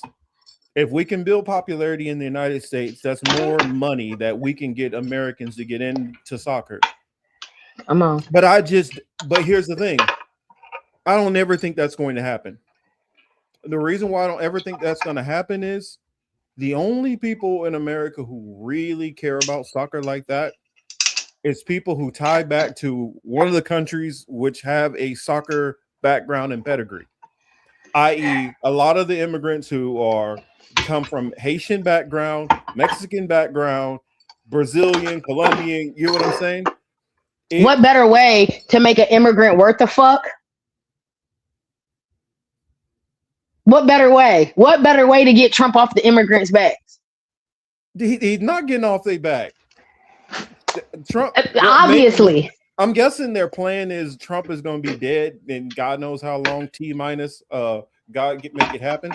But I guess that's the plan for after. Maybe they think in long term, just like how the NFL is trying their best to move in all these other countries to build the brand.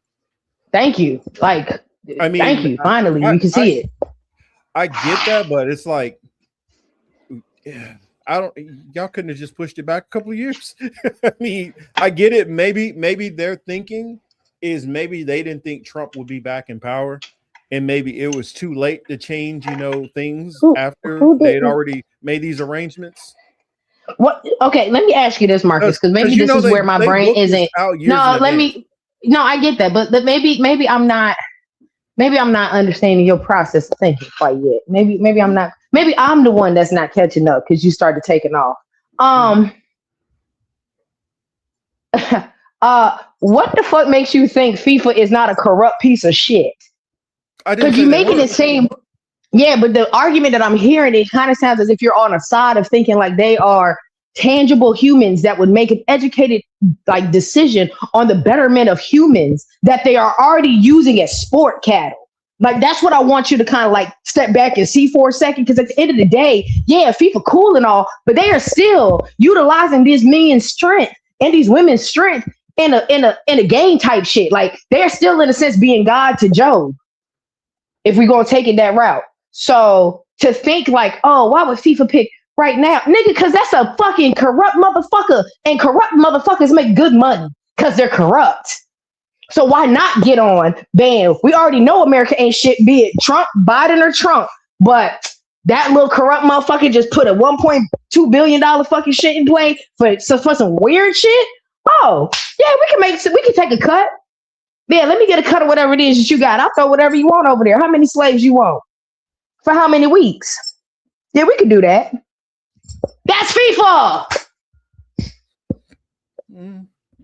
Maybe. That's FIFA. I mean, I guess I can't underestimate the greed of a handful of individuals, because all it takes is for a couple of people who are in the right positions to make the decisions. And they're like, well, I know that Trump is going to do all this bullshit, and I know they're going to have to go through all this. And I know I know that we might even take a hit on fans who are FIFA fans who might boycott us later on. But I'm going to make an extra 200, 300,000. I'll take it. 200, 300 million. Billion. Well, I'm talking about individuals. One individual not making that much. I'm talking about the individual making the decision. Hold on. The organization itself is going to make that kind of money, but the board of people who made that decision individually for this one decision probably made an extra, I don't know how much.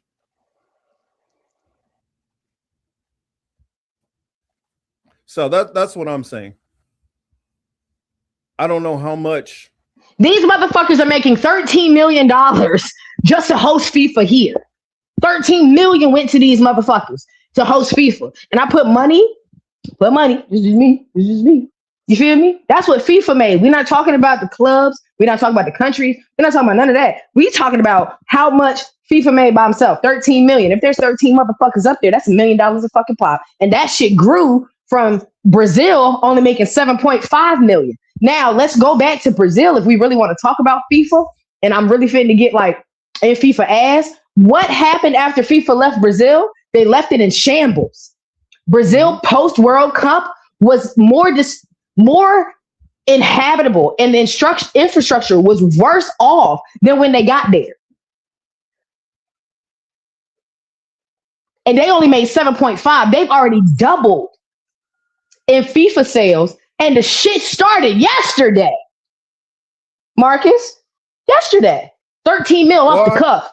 That's the cover. Well, that's the get in club. Well, John, I do know that they said that they don't. Oh shoot, and there we go. I do know that they said that they don't have any control over what the host country does, and they don't. I'm just saying, my thinking is, I don't know. I guess thinking in my mind, I need to get out of my mind. Apologies for thinking how I would, but if I can still make money and promote the game, put this shit in Canada. I put it all around the United States. We can make money so many other ways. I mean, then have the athletes, which I'm supposed to be, because when it comes down to it, yeah, they are, you're making money off of them. But do you want your best athletes? Do you want your money makers do you want to mess up your own money down the road by being so reckless and throwing them into dumb situations? Baby, that's cattle. I appreciate you. You see that? Cattle. I just saw. I like you and the co-host. And I like and appreciate you also. Thank you. And thank you, love. And hey, make sure just hop into the conversation. We enjoy having you in the conversation. I enjoy the feedback that you're giving, and it helps us also think in real time, and process these things out, Because no, baby, they're cattle, baby. Why? Okay, what makes you think they look at what makes you think they look at their athletes better than we look at our NFL athletes? Them motherfuckers get CTE, they go crazy, kill their family, and we like, damn, that's crazy. Kickoff is in 15 minutes though.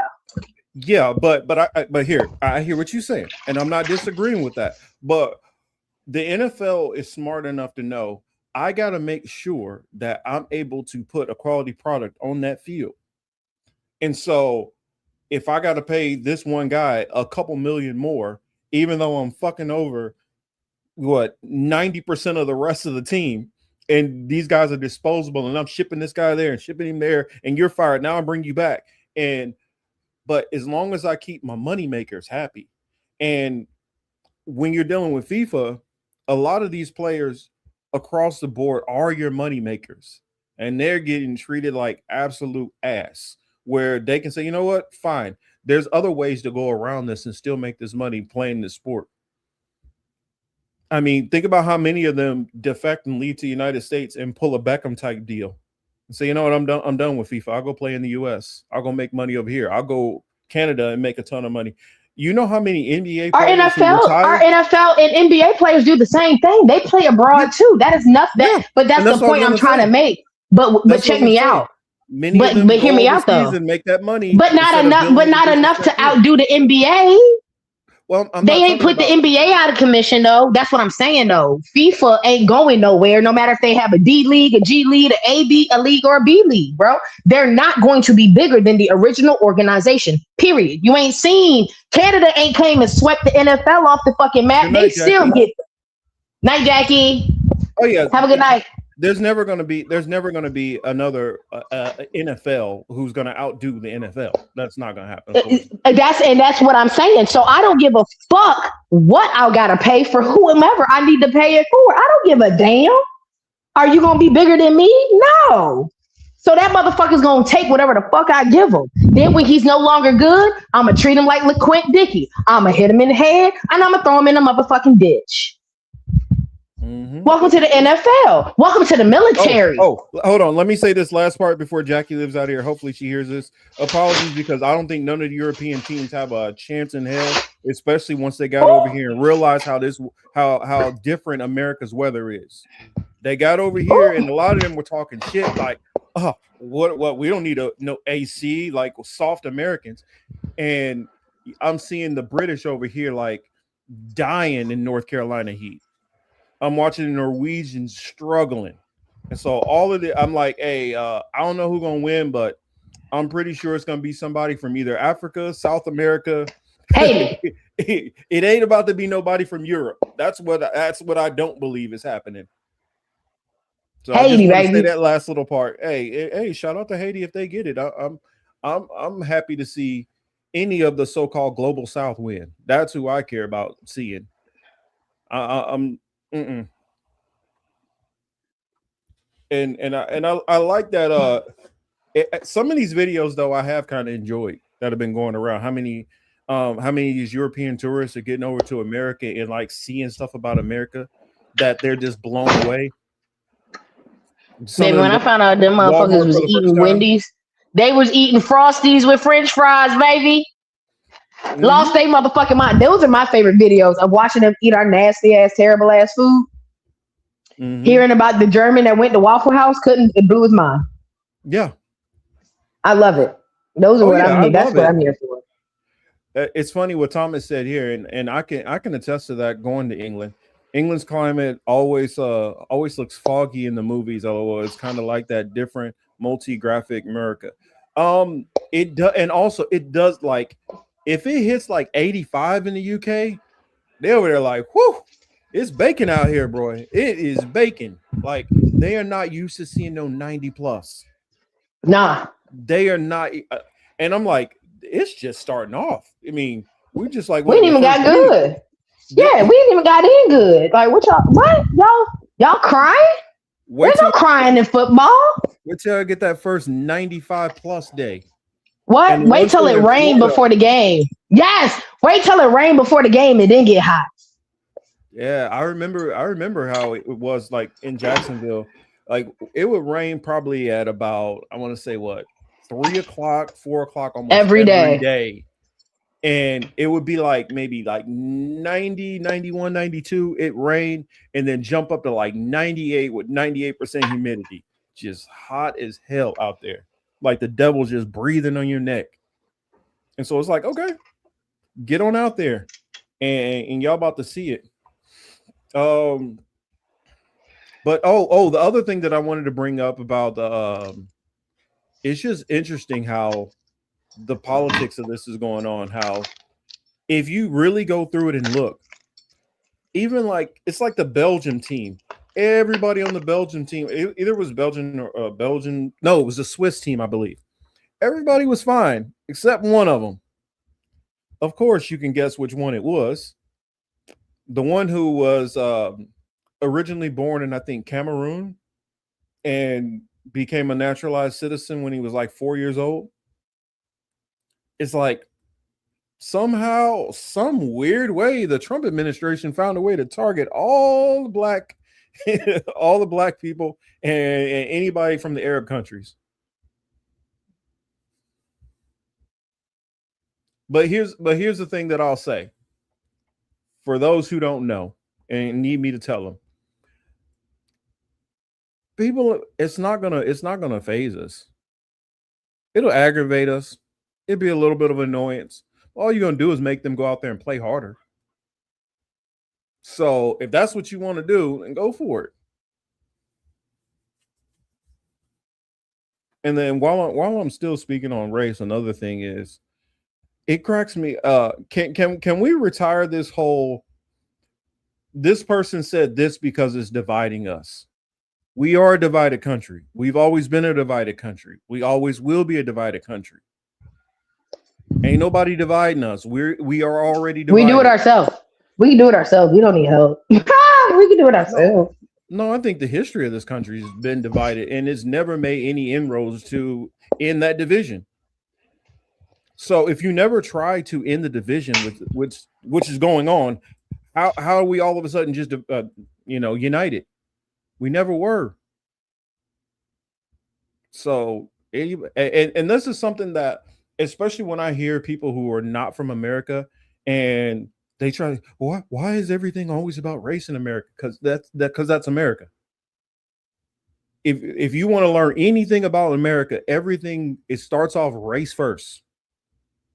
That is the number one thing. Everything starts through race. And it blows my mind how many people I sit here is let me just rip the Band-Aid off and be straight with you. Be completely straight with you. White people, stop acting like this stuff's not about race. Y'all all know it is. Y'all all know it is. I saw somebody throw some stuff in the chat. I didn't want to acknowledge them, but what I will acknowledge this. The Carmelo Anthony situation. We all know the reason why most black people have a problem with it is because we all know if the shit was flipped, what would happen. And I was watching Antonio Talks, and Antonio Talks actually brought up an example, a perfect example of a white kid who had a beef with a Hispanic kid. Almost the same identical situation. The Hispanic kid wanted to fight him. They wanted to fight each other. Ran into him because they went to the same school. Ran into him in the bathroom. He's like, no, we'll fight somewhere else. No, the Hispanic kid's like, no, we're gonna fight right now. He starts pulling off his backpack. Yes, speak on that. That's what I'm talking about. This case right here. Cason Allison. He was 18 years old. He stabs the kid. I believe his name was like, I think it's like Joe Francisco or something like that. Stabs the kid. They charge him basically with a form of manslaughter. Because I know different jurisdictions, are different the way they name their charges. But he basically gets a form of manslaughter. They give him the max sentence for that manslaughter of 10 years. Whereas it's the same situation. The aggressor is trying to fight. The one who actually stabbed him is the person who was trying not to fight. Both pled self-defense. And here's what makes the Cason Allison situation even worse than the Carmelo situation.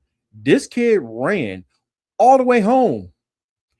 And when the police got there, was on the phone trying to get somebody to take him out of the state. Or I don't know if it was out of the state, but at least out of the city. He was trying to flee. Whereas Carmelo went to one of his teachers, told him what happened, told him the altercation. did not try to deny what had happened. And like I even said myself, from the evidence that was presented, I definitely understand a case for manslaughter. I even understand if they hit him with 12 to 15. I think that would be harsh.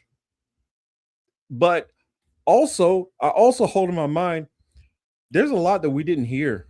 There's a lot that we didn't hear information. And that leads me to the belief that's the reason why this case went so fast. This case went so fast because I think they knew it was only a matter of time before the real tape had to be released. Y'all, where the hell is that boy that got wrapped up in that fucking goddamn Matt? Where's his case? His family been trying to get a case for his dead self for months, years, decades, damn near. It feels like at least a decade now. Y'all threw this boy away. They all threw this boy away without the key so goddamn quick. I couldn't even get a good goddamn good breakdown on it quite yet. No, y'all got rid of this boy so goddamn fast. I couldn't even do good research. I said, God damn, that nigga locked up already. Shit. No, they didn't lock nobody up on that situation. Because I'm talking about Carmelo. Carmelo. They got rid of his ass so goddamn fast. I couldn't even do enough research. I said, goddamn, shit. Well, man, damn. I remembered it when it went down in the first place, and so I kind of loosely been following, and I kind of got the surprise of, oh, the trial started now. That was my only surprise in the situation, is when the trial started and how fast the trial started. I mean, how fast it went through. And also, if you go through that jurisdiction, that part of Frisco, Texas, the sentences which they typically give out for minorities are pretty steep on average. So hey, that cop was saying that she hate monkeys. Does she work there now? Might need to keep a lookout on her. No, the one you talk, Ashley Gonzalez. No, yeah, that was she was in Houston. I know she might have moved to Fresno. That sounds more like her cup of tea. Yeah, Frisco. That sounds like her cup of tea, actually.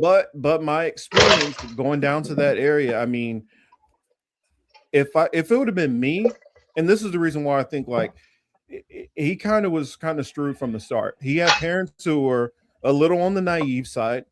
And I think that kind of happens more so with, I'm not trying to shit on nobody, but I think the generation a little younger than I am, even if that's like 5-10 years younger, they're more in this mindset that, oh, well, things ain't like they used to be. We can kind of get a fair trial. And I'm like, the fuck are you talking about?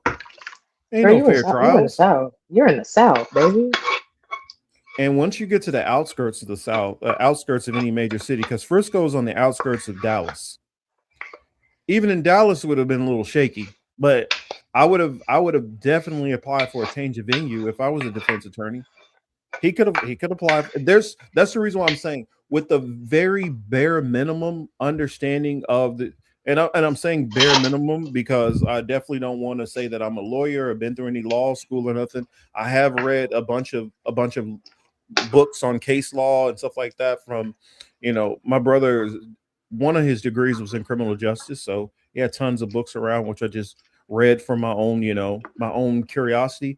Plus, while I worked corrections, I did used to have to go to court sometimes, and I would go to court sometimes, and I'm sitting there listening to other court cases, and just some of the basic stuff I picked up listening to defense attorneys. That defense attorney didn't try to do any. Also, I don't know how you put somebody on the stand and they turn around and actually become a witness for the prosecution, and you don't realize that's a possibility that this person's going to flip on you. I mean, baby, for those who don't know, whenever defense and prosecution, whenever they're calling witnesses, they literally sit down and they ask them questions as if they're on the stand, and they actually have a lot of times another lawyer to do cross-examination to try to game plan out what might be said, how it's going to come out, and how the jury might perceive it. And a defense attorney who actually gives a damn is going to be like, well, hey, when you say it that way, that comes across this way. What did you mean by this? And try to almost not put the words in their mouth, but try to get them to compose themselves a different way. Hey, sit this way. When you say this, turn and look to the jury. When you say this, Make sure you keep your head up. Look at all of these things, which they tell them, kind of coaching their witnesses through. You got no whiff that this kid was going to flip. You got no whiff that. Also, you brought what, 5, 6 defense witnesses. I mean, there was just so much that was wrong with this case from the jump. And it's kind of crazy. In contrast, you have the Cyrus case that's going on where this dude claims self-defense shooting somebody 130 yards away. And he gets away nothing, not even manslaughter. Like, honestly, I don't even think it was terrible lawyer. I think this was a complete setup. I think that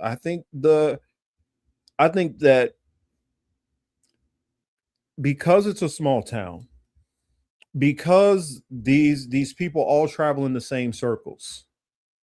And I'm not saying that, like, they had worked on cases before and he's seen that judge before, but that's common when you work in a certain area, that you're going to be in front of this judge, this judge, this judge. A lot of times, most lawyers who practice law in a certain area are going to know all the judges. That's not a surprise that the prosecution and the defense lawyers knew the judge. It's not a surprise that the lawyers knew each other. But that's what should cause even more question. If you have sat before this judge before, you know how this judge operates his court. If you did cases, whether you were in court against this prosecutor, you know the angles that he's going to take. Another thing is, not only did they have cases against each other, they actually did work together at some point in time. They both were prosecutors at one point in time before this prosecutor switched over to defense. So for the lawyer to know these people, know how they argue cases, know how the judge sees cases, understands the jury pool, understands the politics of the people who live in this area and how they view things. For you to have all this knowledge going into this, for you to have the case in let me scroll back again. What was it? The case in Allison case. For you to have all this other precedent around you, and this is how you run the case, and you let it steamroll through this quick, it tells me that either you had an agreement with the father, with the prosecutor, whatever, that you was going to let this roll by, or you secretly just didn't give a shit about this kid, and you went in there and you intentionally gave him up for the wolves. You pretended to kind of throw a little bit of enough of a defense out there, but you had no real intentions of actually fighting for this kid. I don't know. That's sorry for going on a little extended rant, but that's my thoughts on it too. What do you think? Yeah, I feel he got railroaded. It sucks. I hope they appeal it. Seriously. They will appeal really it. The only problem is when they appeal it, the appeal doesn't work like I think some people are assuming it'll work. The appeal, you basically are just going on if the procedures were done correctly. Now, hopefully he fires his attorney first. And the thing about it is, now that Carmelo is now, he's what, 19?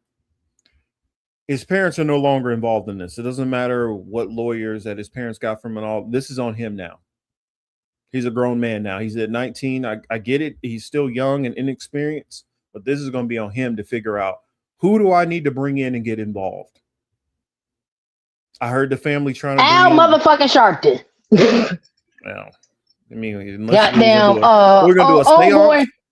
Crump. Goddamn, I didn't say Donnie. I didn't say if the glove don't fit, must quit. Al Sharpton's still alive, nigga. That's Johnny Cochran. You said Al Sharpton. I'm thinking Johnny Cochran. My bad. Yeah, that's Johnny Cochran. No, don't bring what's his name? Ben Crump. What's his name? Ben Crump. Yeah, Ben Crump. No, I heard them talking about bringing in Ben Crump. The only problem is they're talking about bringing in Black Lives Matter with it. And I don't think that's that's gonna taint his shit. Yeah, that's you can bring in Crump, but I would try to like not bring in BLM. No, that's not gonna do too good. Or even that. I mean, there are plenty of good lawyers that he can get that are all over the place. I mean, I yeah, Cochran died years ago. That's I mean, what's another one that I don't know if he can get him, but what's the guy from Minnesota? Keith Ellison. I try to see if I can get Keith Ellison. I mean, there's lawyers that I know who have been watching this case and look at it like this is some bullshit. This is some bullshit how this went down. Now, I'm not on the facts that I know, or well, I'm not even gonna say facts, on the information that's been given. If it was just he was bullied, it was a push, stab, okay, manslaughter and some time is definitely, sometimes should be, given. But some of this other stuff that I'm hearing, that there was a video that he's trying to run, he's trying to get away, that he was possibly being jumped, that he fiddled with the knife, but he dropped the knife and he actually stabbed him with some kind of other kind of multi-tool in a defensive manner while he's being attacked by, for one, the two brothers who are the twins, yeah. 6'1", over 215. And we're talking about a 5'8", 135-pound kid. I mean, and also it's not like they were fighting in a tent in the grass. And I bring that up because I remember some of the track meets I was in high school, and most of our tents were normally in the grass. We didn't have our tents in the bleachers like this. If I'm fighting somebody in the bleachers, you talking about metal bleachers and concrete and stuff, you swing on somebody one time and they fall the wrong way, that could be a reasonable fear for death. And if we're talking about 5 people attacking this one kid or more, that's a reasonable cause for fear of death. And if you've already warned a person, yo, back up off me, I don't get how that's not self-defense and that's not a plausible argument.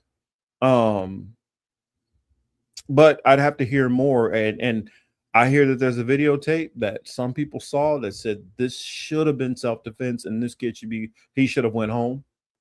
But my biggest argument on what I heard, there ain't no fucking way that this should have been murder, that this should have been a guilty conviction for murder. You can make an argument for manslaughter. Even depending on some states, they don't have manslaughter, they have second-degree murder. But first degree, no fucking way. Sorry, too. No, you good. You pretty much said everything I was gonna say. So. Deep State says, I think that their previous that led up to this, I guess something previous led up to the situation, which that's possible. But there's a couple of things also. From what I heard, that the two twins were actually suspended from school. That should be also brought up. The fact that these boys had a history of being bullying and physically I saw a video with one of them beating the shit out of some smaller kid. I don't know how that was not part of the case, how that was not admitted into documents. I don't know how the fact that Carmelo saved some kid's life, how that's not admitted part of his defense as far as character. And then I seen these AI videos going around, people trying to make it like, oh, he was a thug and whatever. Oh shoot. Let's see. Ad. Okay. Am I back? I think I'm back. Yeah, you're back. This weather ain't no damn joke, man. I'm trying to tell you, keep knocking my damn internet out. Yeah, D State. Yeah, we don't know the backstory. But from what I heard, that he did not know. They didn't know each other at all. That's what I heard. I keep hearing these people try to make this, oh, they're rival schools. When it comes to track, I know Teal. I'm pretty sure Teal ran track also.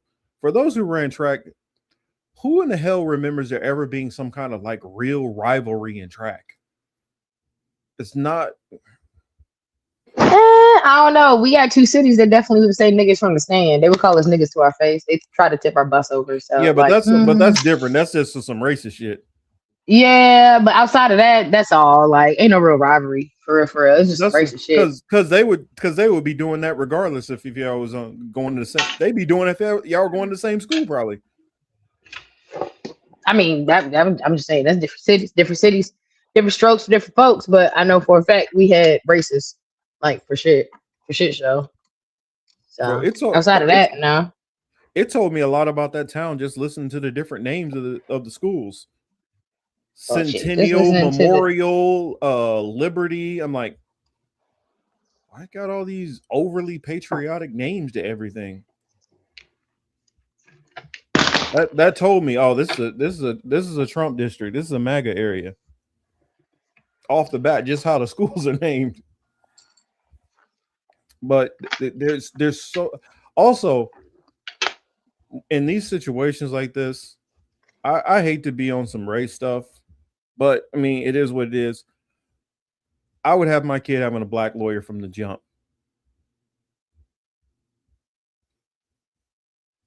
I get it. Some people feel like, well, maybe a white lawyer might be able to speak to white people and be the white whisperer. No.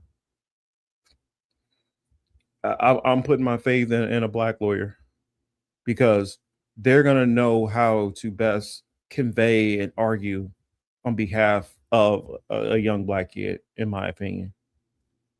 I feel like I'm not going to have as much doubt that this person sees themselves in my kid and are going to fight for that kid as if it was their kid on the line.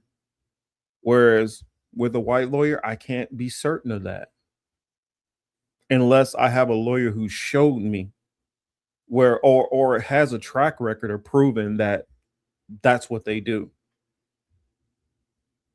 So could there have been drugs involved? Maybe. No, there was no drugs or burglary or none of this involved. Neither one of these kids had a background of any of this stuff. The Metcalf brothers, they had a history of being bullies. Carmelo, I believe he was temporarily out because I think he had a shoulder injury. But I mean, good grades, no kind of criminal record, no signs of being in trouble. I don't think this had anything to do with drugs. I think this is just a situation of you had it was raining, first off. One kid wants to get out of the rain. He sees a kid that he is familiar with, that he thought was somebody that was kind of like a friend to him. From what was said, that kid invited him over. He's sitting next to that kid. Some of the kids notice, hey, this kid from another school is in our tent. And that's when the Metcalf brothers and possibly a couple other kids went up and confronted first what they said is he yelled back to him and told him, hey, get the hell out of here, basically. And he ignored them. And after yelling it at Carmelo multiple times for him to leave, they decided to get up and force him to leave. That's the extent of the background of the story. Not that these kids knew each other, no drugs involved, none of that stuff. These two 17-year-old kids who, and think about it, when you were 17 years old, another 17-year-old gets up in your face and starts yelling at you. More than likely, most of our responses like, I ain't going nowhere. You got to make me. And that's something that maybe you can call it toxic masculinity or whatever, that us males in general have a big thing about respect and not being pushed around or bullied. And I mean, it makes sense because within dealing with the world as a man, you got to stand your ground to a certain degree, because if you don't, that's how you eventually start getting bullied and pushed around. And especially like where I grew up, and I'm pretty sure like how many guys out here grew up. If the rumor around you in your neighborhood is that you can be punked and bullied, and everybody's gonna punk and bully you. And you're going to have to beat a whole lot of people down to change that narrative that you can be punked, bullied, and pushed around.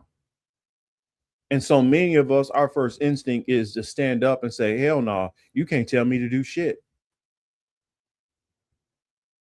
So I mean, I understand it. Also, it's raining. Who the hell wants to get out in his that can be an argument of why didn't his school have a tent for them? Also, I heard that the Austin kid was told to handle that by a coach. One of their coaches knew about what was going on and told him to handle it.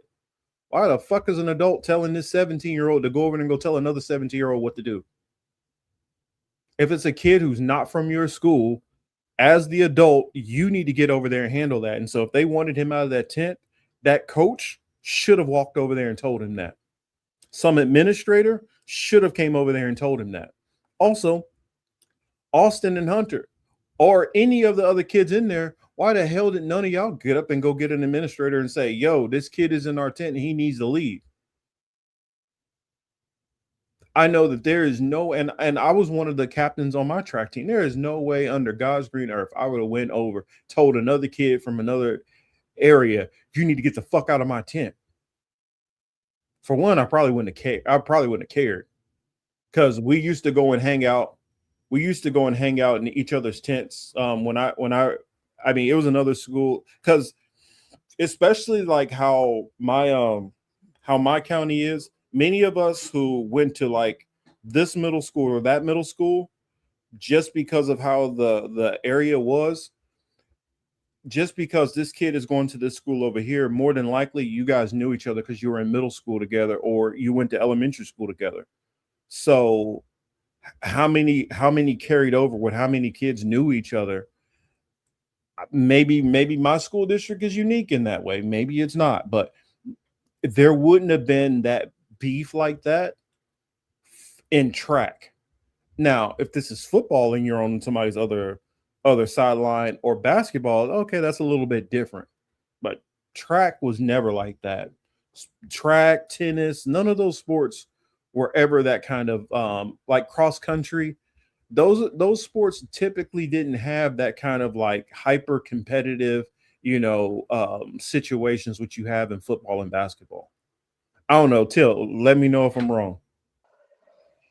Man, I went to state, so you couldn't really fuck with us. We was pretty deep. We had a legendary coach, so he ain't go for none of that shit. If the boys didn't open the doors for girls, they had to do push-ups. So.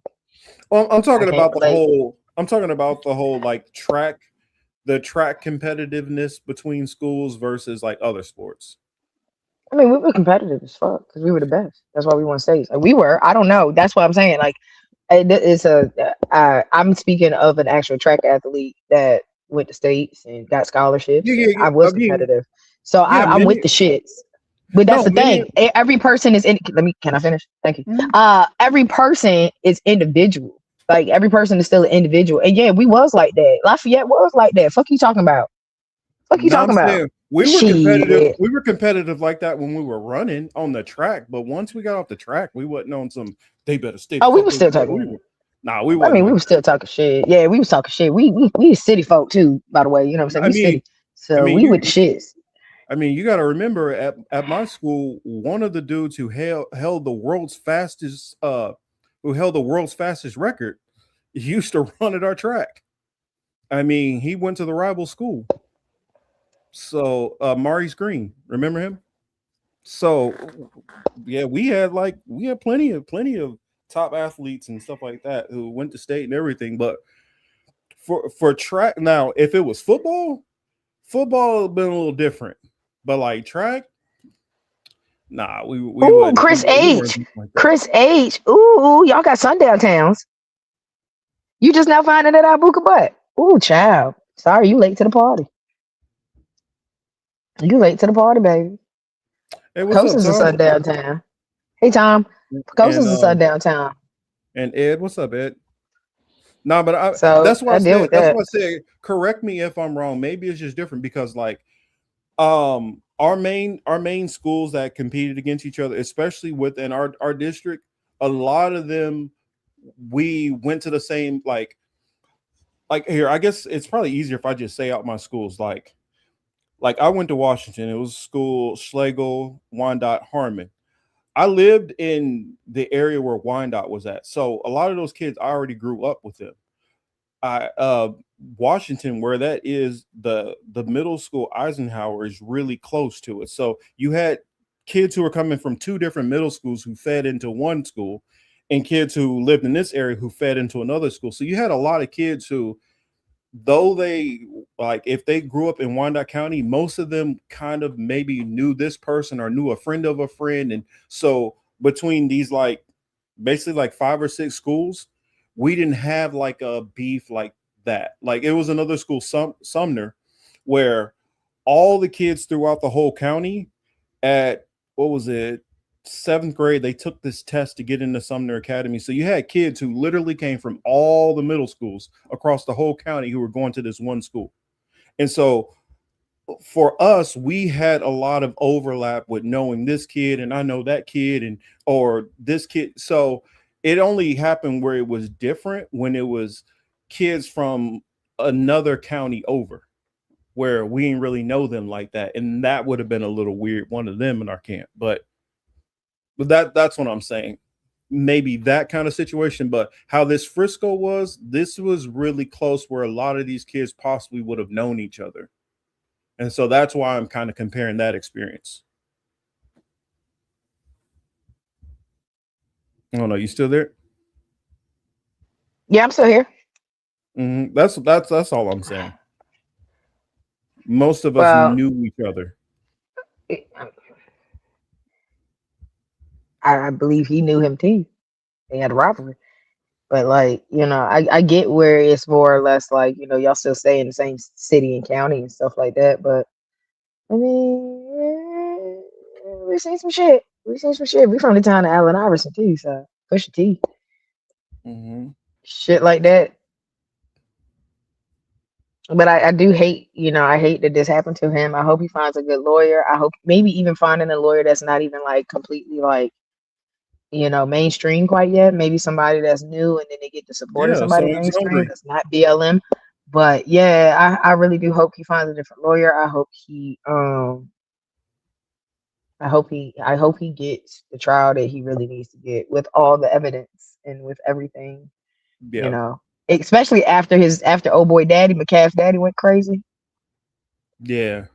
Because I was I like, see yeah, I'm this. happy he did that. It's a lot that's not been. I feel like it's a lot of information that's not been let out. A lot of information that's probably been kind of hidden because you had a shitty lawyer, the defense lawyer, who did not give a damn. I don't know. That's just my thoughts. I feel like there's so much information that's not being let out. Yeah, BLM Chris H has it BLM's in a bad situation with damn near everybody, because it's already toxic to people who are center right, and a lot of people who are more to the left, especially like in the black community. We know about how they grifted, and they made a mockery of what BLM was supposed to be, because of the corporate people who were out there basically grifting and stealing money from the black community. The original Black Lives Matter, like the original organization, it wasn't even an organization, but the original movement of people who were out there back to like the Trayvon and stuff, those were people who felt like they were really advocating for justice in a situation where they felt we were not getting fair trials. And then eventually somebody decided, I'm going to turn this into a LLC, and I'm going to make this an organization and now capitalize off of For something that was profit. already it was already grassroots. And so that's where the whole BLM problem comes in. And just to make that argument on the counter side, for those people who were like, well, I don't get why when it's a white person, you guys aren't out there, fighting for them.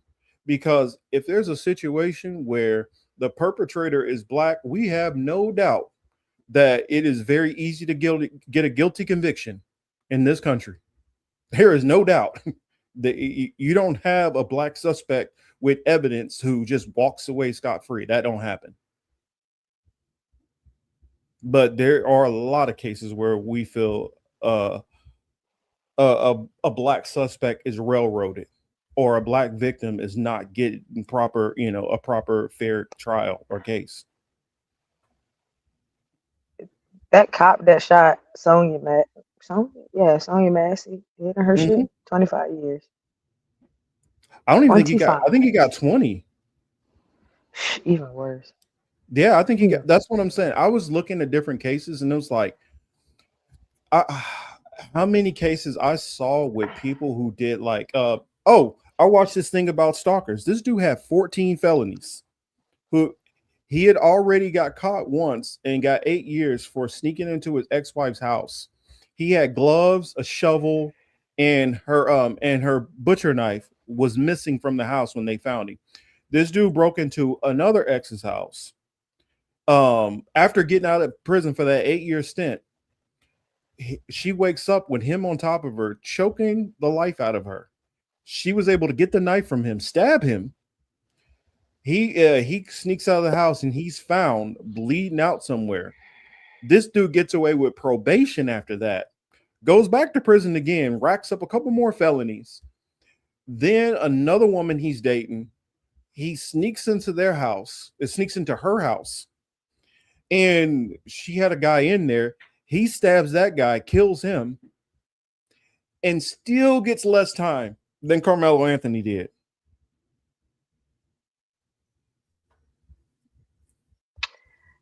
Gotta love our justice system. Mm-hmm. Amber Geiger, remember her? Oh yeah. Amber Geiger walks into the wrong apartment, shoots a man dead in his living room, and gets 10 years. He didn't like charge at her or nothing. The man is standing there eating ice cream in his kitchen, and she just pulls out, pop, pop, pop, pop. I thought it was my apartment. I mean, the other one, Kim Porter, remember that? Yeah. Who she thought she grabbed her taser and shot what's his name? Dante Wright. She got 2 years. It was an accident. Mm-hmm. Derek Chauvin, who kneeled on George Floyd's neck, got 20 years. And then, as we brought up earlier, the other kid, Allison kid, who very same situation as Carmelo's, stabs that kid, gets 10 years, but somehow Carmelo gets 35, and people are running around here and talking about a fair trial. Hell, George Zimmerman got completely off. Check. Come on. Hell, I'm trying to remember, how much did the dude who killed Jordan Davis get? Because the Jordan Davis situation, this is the one when I was in Jacksonville. I was living not too far away from where that actually happened at. I lived like walking distance from that gas station at the time. That dude who shot Jordan Davis because the kids were playing music too loud that he didn't like. Jordan Davis was in the back seat, just another passenger, and he decided to fire off in that car, killing Jordan Davis. And how much time did he get? Jordan Davis was 17 at the time. And okay, now they did get his ass, though. I'll give him that. What's his name? Dunn. Michael David Dunn, 45-year-old software developer. Damn, he was 45. That dude looked a lot older than that. He was found guilty of first-degree murder, sentenced to life imprisonment without the possibility of parole, plus 105-year prison sentence. So I won't bring that one up because he got they didn't slip on that one. But there's so many cases. Remember Tamir Rice? I was about to say him. Kid is out there playing with a toy gun. Cop just rolls up, don't even say shit. Pow, pow, pow. Kills him and gets less time than this. Actually, I don't even think he got no time. He didn't. Shit, Ricky Child 2 weeks ago. He didn't get no damn time. Shit. And oh yeah, and that reminds me of the other situation. I wonder what's going to happen with this new situation. Well, he didn't Because even get a hate crime. He's not even charged with a hate crime right now. So that's what happens yeah. when you're the police chief. I mean, the fire chief somewhere. Yeah, we're talking about the one in Georgia. For those who Yeah, don't know, here, let me see if I got it. Some white guy was riding past a family reunion cookout and just start yelling out racial slurs at them unprovoked. Drives home, gets body armor, gets loaded up, and decides to just start spraying up their cookout. Luckily, one of the family members, who's a Marine, grabs his firearm, trades fire with him, temporarily incapacitates him, and the police are able to apprehend and take him into custody. No hate crime though. Yeah, but no hate crime, even though he's literally yelling racial slurs. No hate It's crime. just like that burning of the cross in Chicago, not a hate crime.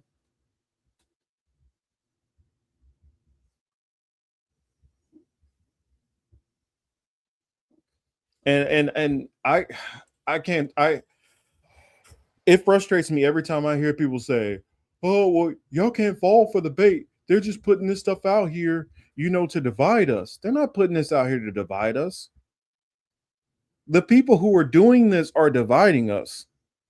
And there's too many people who sit there and think that race issues are not real, that all of it is a psyop. It's not a psyop. It is a reality that a lot of people are living in. And just because by your proximity or where you live, you may not experience or have to deal with any of this. You may not know any people who are being racist towards black people. You might not be racist towards black, or you might not see any of this stuff. It doesn't mean that it's not happening. I've never been standing there watching a woman get the hell beat out of her, but it happens. I can't act like that's not a reality. I can't act like somebody getting armed robbery because I'm not standing there watching the armed robbery that it doesn't happen. And I just wish people would get out of the mindset because you didn't see it, because you don't experience, because you don't know anybody who's experiencing that, acting like other people's realities aren't real.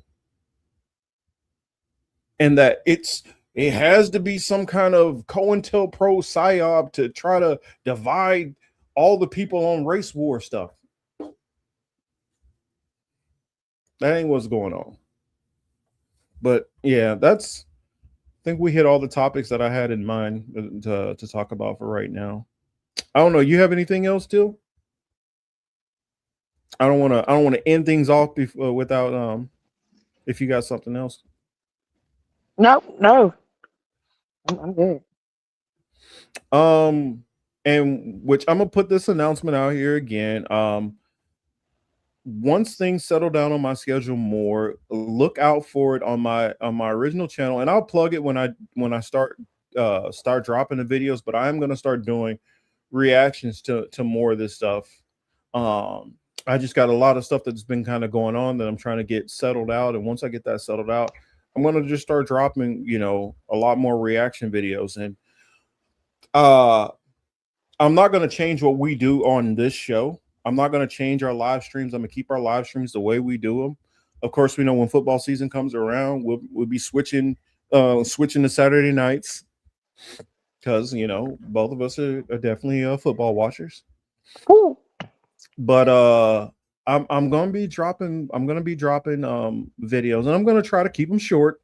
That way, you guys don't have to feel this burden of watching a long stream with us and trying to keep up with whatever videos I put out. And I know Teal is going to be doing the same soon, so keep your eyes out for both of those things. Appreciation before we end out here. Appreciation for everybody who dropped by. I know y'all could be anywhere else. Y'all could be listening to anything. Y'all could be watching anything else. Decide to spend it here with us in the live, and we do value and appreciate that. Also, hell yeah. oh yeah. Oh, sorry. Go ahead. Oh no, I was just saying I appreciate y'all. We definitely do appreciate y'all. I love Mhm. being able to chime in and call y'all out by name, and I'm glad that y'all came to stop by today. Yeah, whether you were in here for part of the show, the whole show, or you just swung by, just hopped in. We appreciate the love. If y'all can y'all please hit a like? It definitely helps with the algorithm. That's the only thing we ask for is just please hit a like. And if you really enjoyed it, hey, share it to a friend. Tell them about the show. Have them come through, hop in the conversation. We do enjoy that. And what else was I gonna say? Oh yeah. Keep an eye on the oil reserves. That's the one thing I'll tell everybody. Keep an eye on that. If you notice the gas prices have kind of been just staying kind of flat, in fact they've even got better in some areas. Do not be disillusioned. Do not be fooled. The only reason why that's happening because the strategic oil reserves are being used right now, and that is what is saving everything. Oh, I appreciate you. I appreciate you so much for sharing it. Um Make sure you guys pay attention to these oil reserves, because once our strategic oil reserves plummet all the way down, because that's what we're using right now. If the United States was not using the strategic oil reserves, we would see gas prices going through the roof. The moment that those emergency reserves are spent, you will see gas prices, you will see everything start to skyrocket. And the moment that that happens, I just want all of those people who engage with us, that you guys be ahead of the curve. And so when shit hits the fan, you're not sitting up there struggling like everybody else who will be struggling in that situation. Because I guarantee you, with the people who are paying attention to the market manipulations of Trump, they are believing, oh, a deal is right around the corner. Don't listen to the MSNBCs and all that. These people have a vested interest in keeping everything calm. Keep in mind, their donors, the banks, all of these people rely on the stock market. If people panic, then you start having runs. If you have runs, that tanks the economy, that tanks banking, all of those things like that are all interconnected. So the media is going to lie and give you more hope that everything is going to work out fine. Just remember, Trump is over here with where he's saying the deal is, and Iran is over there. And Israel is all the way over here somewhere else because they have different objectives. And as long as we keep in mind what everybody's objectives are and how far away they are, we will not be surprised or shocked when what comes forth. Because the Iranians have said for months ago, they have no problem keeping this thing shut down to the midterms. And the reason why is their goal is they want to inflict as much political damage on Trump as possible to make him a lame duck president. And to hopefully, their goal, I'm pretty sure, is whoever comes in power will start running cases and all that and start attacking Trump. And that will take the pressure off of the situation, because then they can negotiate with somebody who's going to be a little bit more reasonable, who can reel Israel back in. Trump has no ability to reel Israel in. And with Trump having no ability to do that, it is going to keep the situation continuously worse. And you'll probably see the whole Russia-Ukraine situation die down before that. Also, at the same time, while this whole situation is going on, with Russia, I mean, not with Russia, but between Iran and Israel, you have situations that are going on in the DRC. You have stuff that is going on in Somalia. You have stuff that is like, you had a bad earthquake that was going on in the Philippines. You have so many other issues that are being completely unnoticed because this situation is taking up so much oxygen. And so I implore you all, just make sure you guys are being aware of all of these other things that are going on. And hopefully we don't, we can walk and chew gum. We can talk fun stuff. We can talk serious stuff. We can talk all these things.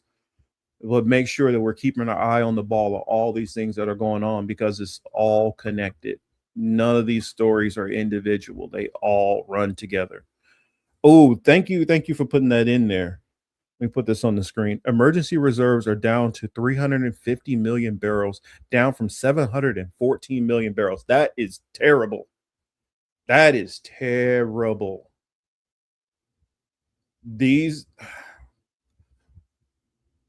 is honestly, if this goes down worse than this, and it gets to the point where we start, down to like 100 million barrels, they're going to have to stop using the emergency reserves.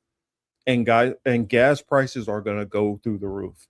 Not only gas prices, plane prices. I tell everybody, if you haven't got your oil changes and all those things you need to do, get all that stuff done ahead of time, because I already heard a report from what is it, AutoZone or whatever.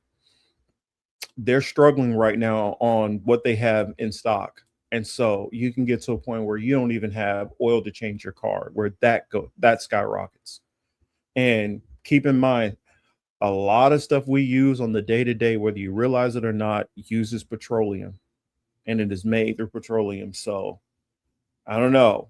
Though everything seems mild right now, and though we're able to talk about other things, and just keep in mind, there's all these other things that are still going on too.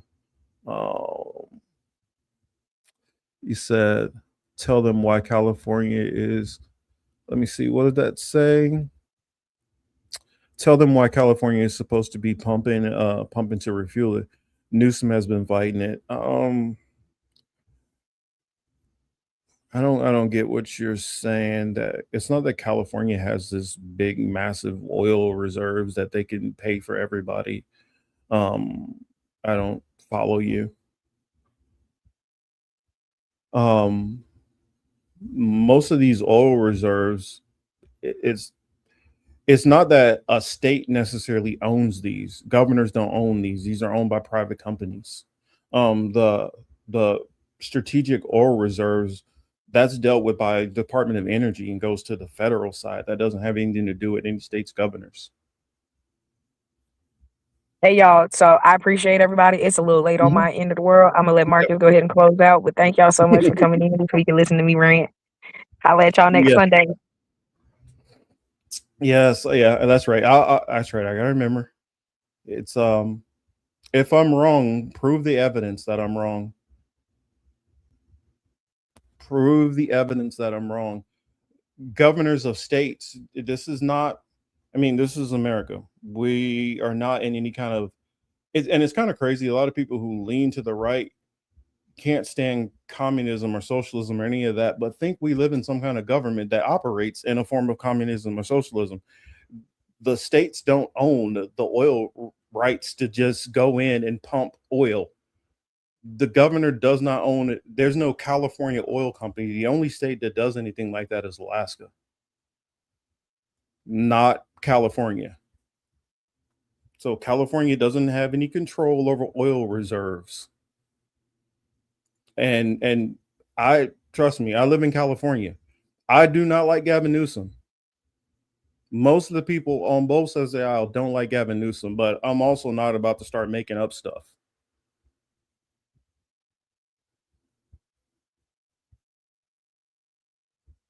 So you can use whatever logic you want to on that. Do whatever you want with it, buddy. But on that note, we're going to close it out. Much appreciation to all y'all. Much appreciation again. And that is the show. I'm your host, Marcus Morpheus Cage. And Teal, much appreciation to you also. And also, I'll say this last thing, since the person wants to go back and forth.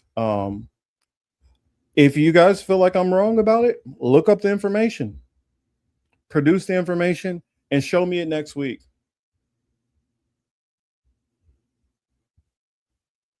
Yeah, I've heard some places in Texas are keeping theirs pretty low, but a lot of places are kind of keeping theirs low because of the strategic oil reserves that the federal government has released. And then I've also heard of some gas stations going out of business because they're trying to keep it low on purpose to kind of salvage Trump, but that's a whole nother issue. But yeah, on that, I'm gonna end it. All right, because if not, I'll just keep on talking. And I do love talking with y'all, and even the people who disagree with me. I don't care if they throw their little insults. Doesn't bother me one bit. But that's it. Peace. Y'all have a great week. Much love to all of y'all. There is discrimination in this world, and slavery and slaughter and starvation. Governments repress their people. Millions are trapped in poverty, while the nation grows rich, and wealth is lavished on armaments everywhere. These are differing evils, but they are the common works of man.